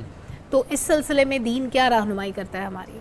اس حوالے سے ایسا ہے کہ یہ بدقسمتی سے دیکھا گیا ہے کہ جب رمضان آتا ہے، ایک عام مسلمان بھی جو کم عبادت کرتا ہے، ایون نماز جماعت کے ساتھ بھی نہیں پڑھتا، یعنی نماز بھی چھوڑ دیتا ہے، وہ رمضان میں بڑے اہتمام سے روزے بھی رکھتا ہے، تراویح بھی پڑھتا ہے، نوافل بھی پڑھتا ہے، اور اس میں سوری قطع کلامی کے لیے معذرت، لیکن اس میں بھی ایک لالچ کا پہلو ہوتا ہے۔ اس لالچ میں عبادت ہوتی ہے کہ اللہ تعالیٰ ہمیں بہت نوازے، اور نوازنے کا مطلب ہوتا ہے دولت۔ اس لالچ میں عبادت ہوتی ہے کہ اللہ تعالیٰ ہمارے سارے گناہ ہر صورت معاف ہی کر دے تاکہ ہم نئے سرے سے وہ گناہ کر سکیں۔ وہ لالچ کا ایلیمنٹ بھی ہمارے اندر سے نہیں جاتا۔ جی، اسی والے سے میں یقیناً آپ کو عرض کروں گا کہ انسان رمضان میں جب اس طرح کی پریکٹس ریاضت میں آ جاتا ہے، جو ہی رمضان ختم ہوتا ہے تو پھر وہ ساری چیزیں ختم ہو جاتی ہیں۔ اس کا مطلب یہ ہوا کہ اس نے پکی توبہ نہیں کی۔ اگر وہ پکی توبہ واقعی کرتا تو یقیناً اس کے اثرات بعد والے دنوں میں بھی ضرور دیکھے جاتے۔ کہا جاتا ہے کہ سب سے اگر اپرپٹ آپ چینج چاہتے ہیں نا، پہلے آپ اگر تھوڑے ہلکے انسان تھے، پھر آپ چاہتے ہو میں ذرا نیک اور متقی بن جاؤں، تو کہتے ہیں کہ سب سے اس کا بہترین جو طریقہ کار ہے وہ حج ہے، کہ وہ حج کے چند دن، ایون کہ وہ 5 ڈیز کم از کم اور اس سے زیادہ یقیناً آپ وہاں کچھ عرصہ رہتے ہیں، ایک ایسی تبدیلی آ جاتی ہے، بڑا سے بڑا گناہ گار بندہ بھی اس حج کے جب اس پروسیس سے گزرتا ہے تو وہ حدیث میں بھی کہا گیا ہے کہ ایسے ہے جیسے حج کر کے بندہ آتا ہے میدان عرفات میں توبہ کرتا ہے، جیسے بچہ توبہ کے بعد جناب جو ہے نا ایسے ابھی ماں کے پیٹ سے ابھی پیدا ہوا ہے، وہ اس کے سارے گناہ معاف ہو گئے۔ رمضان میں بھی سیم اسی طرح، جیسے میں نے بھی حدیث عرض کی، اس کے پچھلے سارے گناہ معاف کیے جاتے ہیں اگر ایمان احتساب سے وہ جو ہے نا روزے بھی رکھتا ہے اور قیام بھی کرتا ہے۔ تو یہی تو وجہ ہے کہ جب رمضان ختم ہوا اس کے اوپر اثرات نہ ہوئے۔ التائب من الذنب کمن لا ذنب لہ، گناہوں سے توبہ کرنے والا ایسا ہے اگر اس نے سچی توبہ کی ہے تو گویا اس کے بعد اس کا کوئی گناہ نہیں ہے۔ واہ واہ سبحان اللہ۔ اب یہی تو احتساب کی بات ہے نا، کہ اپنا وہ حساب کرے، اپنے آپ کو جھنجھوڑے، لیکن ڈاکٹر اپنے آپ کو صاحب کچھ سمجھائے۔ گناہ ایسے بھی ہوتے ہیں جو ہم نے اللہ تعالیٰ کے لیے نہیں کیے ہوتے، ہم نے کسی انسان کے ساتھ زیادتی کی ہے، ہم ماتھا رگڑ رگڑ کے اللہ سے معافی مانگتے ہیں اور ہم یہ سمجھتے ہیں کہ ہماری معافی ہو چکی، ہم نے ایک انسان بن چکے، لیکن جس شخص کا ہم نے حق مارا، جس کے ساتھ زیادتی کی، ہو سکتا ہے وہ ساری زندگی ہمیں معاف نہ کرے اور وہ ایسی دنیا سے چلا جائے۔ یہ سب سے بڑا اہم پوائنٹ ہے۔ مفتی صاحب یہاں پہ موجود ہیں، بہت اہل علم ہیں، کہتے ہیں کہ جب اس کے سارے گناہ معاف کر دیے گئے تو اس سے مطلب یہ ہوتا ہے کہ جو حقوق اللہ ہے، کہ نماز کے اندر کوئی تقصیر ہے، کوئی کمی ہے، ان اللہ کے جو احکامات ہیں، روزے کے اندر، بلا عبادات کے اندر جو بندوں کے حقوق ہیں وہ کسی صورت معاف نہیں ہوتے۔ حتیٰ کہ شہید کے درمیان بھی اگر جنت اس کے اور جنت کے درمیان اگر کوئی چیز رکاوٹ بن سکتی ہے تو کہا جاتا ہے کہ وہ قرض ہے، قرض کا تعلق بندوں سے ہے۔ لہٰذا بندوں کی حقوق اگر کوئی غصب کر کے یہ سوچتا ہے کہ میرے سارے گناہ معاف ہو گئے اور میں جنتی ہو گیا، میں نے بخشوا لیا، ایسا بالکل نہیں ہے۔ حدیث میں آتا ہے کہ حضور صلی اللہ علیہ وسلم نے صحابہ سے پوچھا کہ مفلس کون ہے، قیامت کے دن مفلس کون ہوگا؟ تو صحابہ عرض کرتے ہیں کہ ہمیں تو نہیں پتہ، تمہیں تو اتنا پتہ ہے من لا عندہ لا درہم عندہ ولا دینار، جس کے بعد درہم و دینار یعنی پیسہ وغیرہ نہ ہو، ہمیں تو دنیا میں یہی پتہ ہے۔ تو حضور صلی اللہ علیہ وسلم نے فرمایا قیامت والے دن مفلس وہ ہوگا جس نے نیک کام بھی کیے ہوں گے، ساتھ کسی کو قتل بھی کیا ہوگا، کسی کو گالی بھی دی ہوگی، کسی کا دل بھی دکھایا ہوگا، اس طرح کے یہ والے یعنی حقوق انسان بھی غصب کیے ہوں گے۔ اب کیا ہوگا جب اللہ کے حضور وہ حاضر ہوں گے تو اللہ تعالیٰ اس وقت ان بندوں کو سامنے کھڑا کریں گے اور اس کو بھی اس کی نیکیوں سے ان بندوں کو اللہ تعالیٰ جزا دینا شروع کر دیں گے، اور ایک ایسا وقت آئے گا جزا دیتے دیتے اس کی نیکیاں ختم ہو جائیں گی اور وہ لوگ کھڑے ہوں گے جن کو انہوں نے تکلیف دی ہوگی، ان کے حقوق غصب کیے ہوں گے۔ ایٹ دی اینڈ کیا ہوگا کہ ان کے گناہ اس کے اوپر ڈال دیے جائیں گے اور وہ گناہ گار کنسیڈر ہو جائے گا اور اس کے بعد وہ جہنم میں ڈال دیا جائے گا۔ مشکات کے اندر یہ حدیث بھی ہے، انسان حیران ہوتا ہے اور جھنجھوڑنے کے لیے کافی ہے کہ ادھر عبادت تو ماشاءاللہ تسبیح بھی اٹھائی ہوئی ہے، روزے بھی رکھے ہوئے ہیں، تلاوتیں بھی ہو رہی ہیں ماشاءاللہ، باقی حلیہ بھی اتنا زبردست آؤٹ اسٹینڈنگ بنایا ہوا ہے، لیکن یہ اس کو نہیں پتا کہ لوگوں کو جب وہ تکلیف دیتا ہے وہ اس وقت نہیں سوچتا کہ جناب یہ مجھے نہیں کرنا چاہیے، اگر اتنا کچھ میں نے کیا ہوا ہے تو وائی ناٹ کے لوگوں کے حقوق۔ ایک دو ٹائپ کی بکریاں ہوتی ہیں، ایک بکریوں کے سینگ ہوتے ہیں، کچھ بکریوں کے سینگ نہیں ہوتے۔ کہتے ہیں کہ دنیا میں اگر سینگ والی بکری بن سینگ کو اگر سینگ مارتی ہے، قیامت والے دن اللہ تعالیٰ اس بن سینگی والوں کو بھی وہ سینگ اس کے اتار کے لگوائیں گے اور اس کو اختیار دیں گے کہ اپنا بدلہ اگر لینا ہے تو آپ لے سکتے ہیں۔ تو انسانوں کے بارے میں آپ کیا سوچتے ہیں جو اتنے بڑے لوگوں کے ساتھ ظلم و زیادتی کر کے جاتے ہیں، ادھر حج کر لیا، ادھر روزے رکھ لیے، ادھر نیکیاں کر لی اور یہ سمجھ میں بخشا گیا۔ میں چاہوں گا مفتی صاحب آپ بھی اس پہ روشنی فرمائیں۔ 3 موضوعات اکٹھے جو ہے وہ سامنے آتے ہیں، حسن سلوک، حقوق العباد اور صلہ رحمی۔ تمام کا تعلق انسانوں کے ساتھ ہے اور اس میں بھی سب سے بڑھ کے اگر میں چیز بتاؤں تو ایسے الحاج شخصیات موجود ہیں۔ ویسے ہم لوگ حج کا ذکر کر رہے تھے، اللہ پاک سب کے حج عمرے قبول فرمائے، لیکن آج کل دولت کو ماپنے کا بھی ایک جو ہے نا وہ یہ ذریعہ ہو گیا ہے، پیرامیٹر میں شامل ہے کہ آپ نے کتنے حج کیے ہوئے ہیں۔ تو حضور اس پہ روشنی فرمائیے گا کہ گھر والوں کے ساتھ، آپ کے اپنے جو گھر والے ہیں، آپ کی جو بیوی ہے، آپ کے جو بچے ہیں، آپ کے ماں باپ ہیں، آپ کا ان کے ساتھ سلوک جو ہے وہ کتنا اہمیت کا حامل ہے، اور پھر اس کے بعد جب ہم باہر نکلتے ہیں تو پڑوسی، رشتہ دار، پھر باقی افراد۔ بالکل آپ نے بجا فرمایا کہ جو حقوق ہیں وہ تو مختلف جہتوں کے حوالے سے دیکھے جا سکتے ہیں، ان میں سے ایک جہت اس کا گھر بھی ہے کہ کہ اس کے گھر میں بھی حقوق اور فرائض ہیں. اگر وہ گھر میں اس کا ایک رشتہ میاں بیوی کا بھی ہے کہ وہ دونوں میاں بیوی ہیں, اللہ تعالیٰ نے میاں کے بھی حقوق رکھے ہیں جو بیوی کے فرائض میں شامل ہیں, اور اسی طرح سے بیوی کے حقوق ہیں جو شوہر کے فرائض میں شامل ہیں, اور والدین کے حقوق بھی ہیں اور والدین کے فرائض بھی ہیں جو اولاد کے ساتھ انہوں نے کیا تربیت کرنی ہے منسلک. تو یہ ساری چیزیں دیکھی جاتی ہیں کہ اگر کوئی اولاد ہے, فرض کریں کہ اپنے والدین کی نافرمان ہے اور وہ اپنے والدین کو تکلیف دیتے ہیں لیکن اس کے باوجود عبادت بھی بہت کرتے ہیں, روزے بھی رکھتے ہیں, تو وہ ایک بہت بڑا حق پامال کر کے اللہ تعالیٰ کی عبادت کی طرف متوجہ ہوئے ہیں. تو اللہ کرے کہ اس عبادت کے بدلے میں اس کے سبب سے ان کو والدین کے ساتھ اس نے سلوک کرنے کا جذبہ پیدا ہو جائے اور وہ نافرمانی ختم کر دیں. لیکن اگر وہ نافرمانی کرتے ہیں یا کوئی شخص بیوی کے حقوق پامال کرتا ہے یا اس کی اہلیہ اپنے شوہر کے حقوق پامال کرتی ہے تو یہ معاف نہیں ہوں گے. اور یہ یہاں تک کہ ایک حدیث پاک میں یہ بھی آتا ہے کہ بڑی ترغیب دی گئی ہے, بہت ترغیب دی گئی ہے کہ رسول کریم صلی اللہ علیہ وسلم نے فرمایا ہے کہ من اراد ان یبسط له فی رزقه وینسأ له فی اثره فلیصل رحمہ, او کما قال رسول صلی اللہ علیہ وسلم کہ جو شخص یہ چاہتا ہے کہ اس کے رزق میں اضافہ کر دیا جائے اور اس کی عمر بڑھا دی جائے, اسے چاہیے کہ وہ اپنے اقربا کے ساتھ حسن سلوک کریں. سبحان اللہ. تو اقربا میں گھر والے سب سے پہلے آتے ہیں. تو جو حسن سلوک ہے یا صلہ رحمی ہے, یہ اس کا انسانی زندگی پر بڑا اثر پڑتا ہے اور اس کا انسانی عمر کے ساتھ اور رزق کے ساتھ بڑا گہرا تعلق ہے. تو ایک تو جو اللہ تعالیٰ کی طرف سے احکام ہے ان کی بجا آوری تو بہت ضروری ہے, لیکن دوسری طرف جو ہے وہ ترغیب بھی اللہ تعالیٰ نے ساتھ ساتھ دی ہے تاکہ ان احکام کو یہ بجا لائیں, کہ ترغیب دی ہے تاکہ یہ حقوق پامال نہ کریں. کیونکہ جب حقوق پامال ہو جاتے ہیں, دوسرے بندوں کو حقوق پامال ہو جاتے ہیں تو وہ توبہ سے بھی معاف نہیں ہوتے.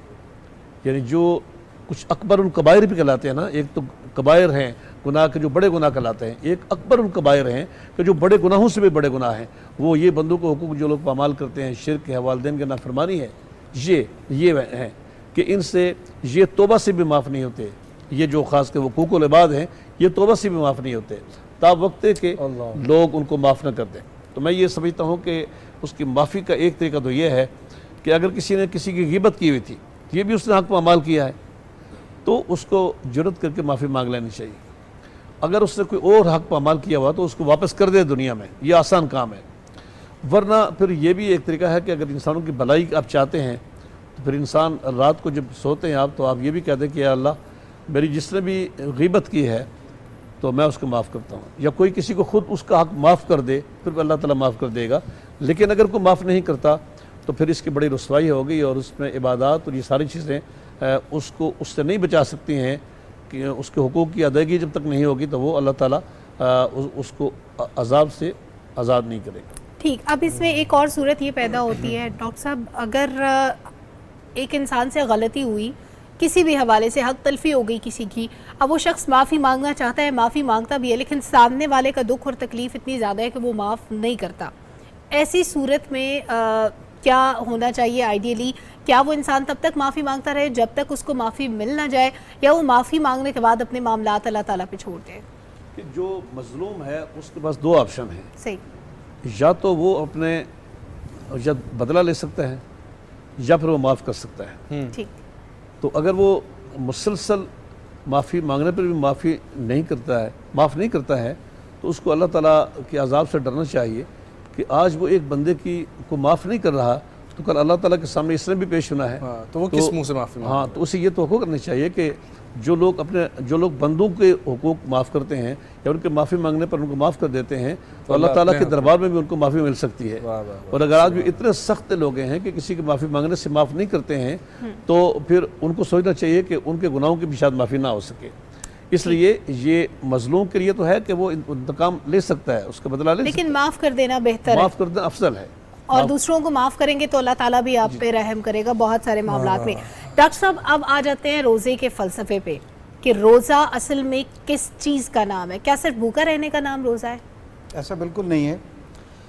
روزے کو ہم دیکھتے ہیں تو حضرت عبداللہ بن عمر متفق علیہ حدیث ہے بخاری اور مسلم میں, بنی الاسلام علی خمس, اسلام کی بنیاد 5 چیزوں کے اوپر ہے. شہادت اللہ الہ الا اللہ, سب سے پہلے یہ گواہی دینا اللہ کے علاوہ کوئی معبود نہیں, اقام الصلاۃ, نماز قائم کرنا, ایتاء الزکوٰۃ, زکوٰۃ دینا, اس کے بعد حج کرنا، اور اس کے بعد آخر میں آتا ہے کہ رمضان کے روزے رکھنا۔ اب آپ یہ دیکھتے ہیں کہ اسلام کی عمارت کھڑی ہوئی ہے ان 5 پلرز کے اوپر، ستونوں کے اوپر، اور روزہ اس کا ایک اہم ستون ہے، بلکہ سارے ہی اہم ہیں۔ بے شک گواہی سب سے اہم ہے کہ 4 باقی پلر جو ہے یہ وقت کے تب ساتھ استحکام پکڑیں گے جب پہلے کلمہ کا ماشاءاللہ جو آپ ورد کر چکے ہوں گے، دل و دماغ سے اس کو گھٹی بنا چکے ہوں گے۔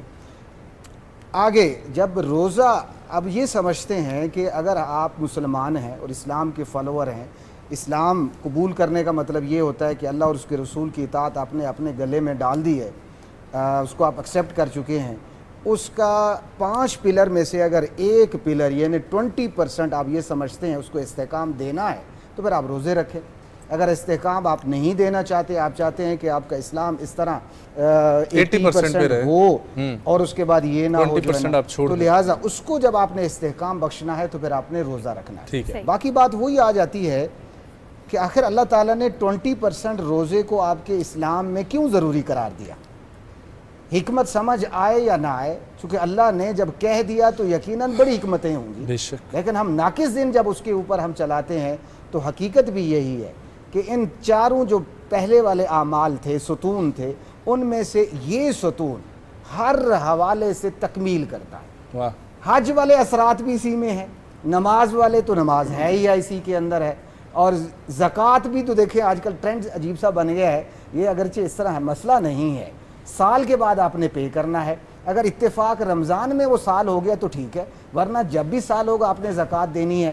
تو بہرحال اچھا ہے رمضان میں اگر کوئی پے کر دیتا ہے تو زکوٰۃ بھی اسی کے اندر آ جاتی ہے کہ رمضان کے اندر ہم وہ جو ہے نا وہ کر رہے ہیں۔ پھر ان 4 چیزوں کے احکامات کو جہاں سے ہم نے سمجھنا ہے، جو سورس ہے، ذریعہ ہے، مصدر ہے، ماوا ہے، ملجا ہے، مرکز ہے، وہ قرآن مجید ہے۔ قرآن مجید بھی اسی کے اندر نازل ہو رہا ہے۔ آخر روزے کی اتنی اہمیت ہوگی کہ رب نے قرآن بھی اتارنا اسی میں مناسب سمجھا، اور بلکہ اس کی ایک اعلیٰ افضل رات کے اندر جو ہے جس کو ہم لیلۃ القدر کہتے ہیں، اگرچہ معلوم نہیں ہے، آخری عشرے کے طاق راتوں میں ہمیں اس کو تلاش کرنا ہے۔ حضور صلی اللہ علیہ وسلم نے اس رات کی تلاش کے لیے ایک دفعہ پہلے جو ہے رمضان سے لے کر آخر رمضان تک اعتکاف رکھا، تاکہ اعتکاف میں بیٹھے تاکہ اس رات کو آپ پا سکے جو ہے نا۔ تو لہٰذا اگر قرآن بھی اسی کے اندر آ رہا ہے تو وہ روزہ یقیناً ہمیں صرف ظاہری طور پر، جیسے آپ نے سوال کے اندر کہا کہ بھوکا رہنا، برائی سے بچنا جو ہے نا، اس کا نام ہی صرف روزہ ہے، بھئی ایسا نہیں ہے۔ یہ ایک اپرچونٹی ہمیں مل رہی ہے، ایون سروس کے اندر بھی تھوڑا ریلیف مل جاتا ہے۔ میں استاد ہوں تو وہ پیریڈ بھی جو ہے نا وہ بھی شارٹ ہو جاتا ہے، اور شام کو چھٹی بھی جلدی ہو جاتی ہے۔ یہ بھی کل ہمارا پوائنٹ تھا، بالکل بجا فرمایا۔ ایک ریلیف جب ہمیں روزہ دے رہا ہے، وائی ناٹ کی اس وقت ہم پھر کنٹریبیوٹ کریں، بالکل اس کو اویل کریں زیادہ سے زیادہ۔ جب دنیاوی ہمارے پاس آتی ہیں اپورچونٹیز، ہم ان کو اویل کرنے سے نہیں جاتے تو ہم لوگوں کو یہ کیوں نہیں، ہم کم عقلوں کو سمجھ آتی کہ رمضان کتنی بڑی اپورچونٹی ہے اپنی دنیا اور آخرت سنوارنے کے لیے۔ بہت شکریہ ڈاکٹر محمد اقبال صاحب، بہت شکریہ مفتی ضمیر احمد ساجد صاحب، آپ لوگوں کے وقت کا اور آپ لوگوں کے علم کا، اللہ آپ لوگوں کو سلامت رکھے۔ خواتین و حضرات، یہ اب ہم لوگوں نے فیصلہ کرنا ہے کہ جہاں سے بات کا آغاز ہوا تھا کہ ہم لوگ اپنے نفس کی کس سٹیج پہ کھڑے ہیں۔ آیا نفس امارہ پہلی سٹیج پر ہیں جہاں پر ہمیں کوئی فرق نہیں پڑا؟ آیا نفس لوامہ کہ ہمارا ضمیر، ہمارا نفس ہمیں ملامت کر رہا ہے؟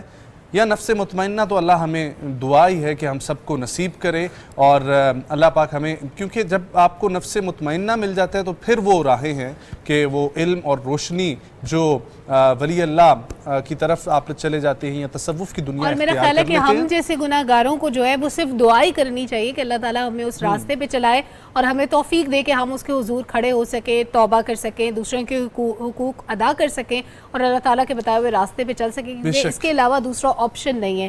اگر ہم وہ کریں گے جو ہم چاہتے ہیں تو شاید بہت جلدی ہم گر جائیں گے، ہم اس دوڑ میں کہیں بہت پیچھے رہ جائیں گے، اور اس کے بعد جو زندگی کے باقی مراحل ہیں وہ ہمیں مزید تکلیف دے ہوں گے ہمارے لیے۔ تو بڑا پیار محبت کے ساتھ मुस्कुराहट के साथ आप लोगों ने रोज़े गुजारने हैं, ठीक है। अगर रोड पर मौजूद हैं, कोई लड़ाई झगड़ा हो जाता है तो दरगुजर करें, क्योंकि आप लोगों को बदला बिल्कुल ज़रूरी है, बदला ले सकते हैं, लेकिन जिस तरीके से हम लोगों ने कहा कि माफ़ करने वाला जो है वो अफसल होता है, तो ज़रा माफ़ी के आप भी अल्लाह से तलबगार हैं। और ये बहुत अच्छा अमल होगा कि रोज़ रात को सोते वक्त अगर आप सिर्फ ये कह दें कि मेरे साथ जिसने ज़्यादती की है, मैंने अल्लाह तेरी रज़ा के लिए उसको माफ़ और कुरान पाक में कितनी खूबसूरती से कहा गया है कि दूसरों पे रहम करो ताकि ऊपर वाला तुम पे रहम करे।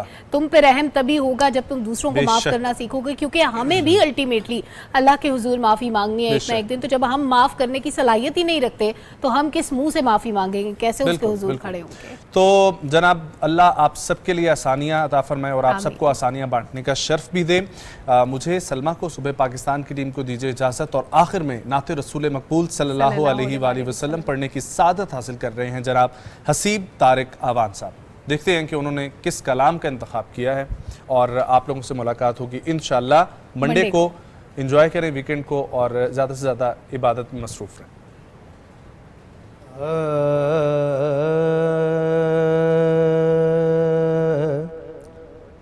मेरा दिल और मेरी जान मदीने वाले, मेरा दिल और मेरी जान मदीने वाले, तुझ पे सौ जान से कुर्बान मदीने वाले, तुझ पे सौ जान से कुर्बान मदीने वाले, मेरा दिल और तेरा दर छोड़ के जाऊं तो कहाँ जाऊं मैं, तेरा दर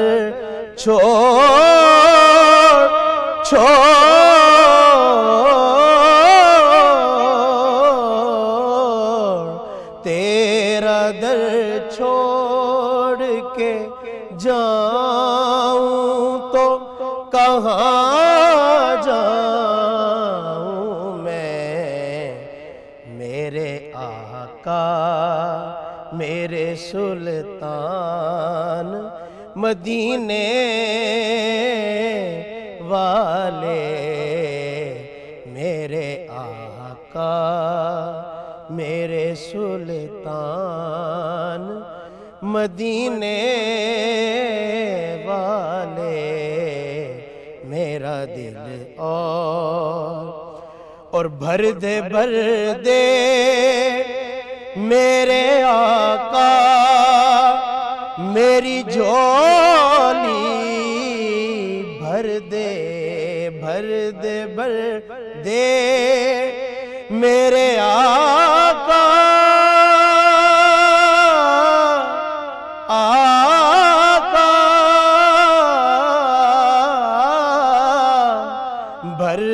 भर दे मेरे आका मेरी झोली, भर दे अब न रख बे सरो सामान मदीने वाले, अब न रख बे सरो सामान मदीने वाले, मेरा दिल और आड़े आती है तेरी जात हर एक दुखी आके, आड़े आती है तेरी जात हर एक दुखी आके, मेरी मुश्किल भी हो आसान مدینے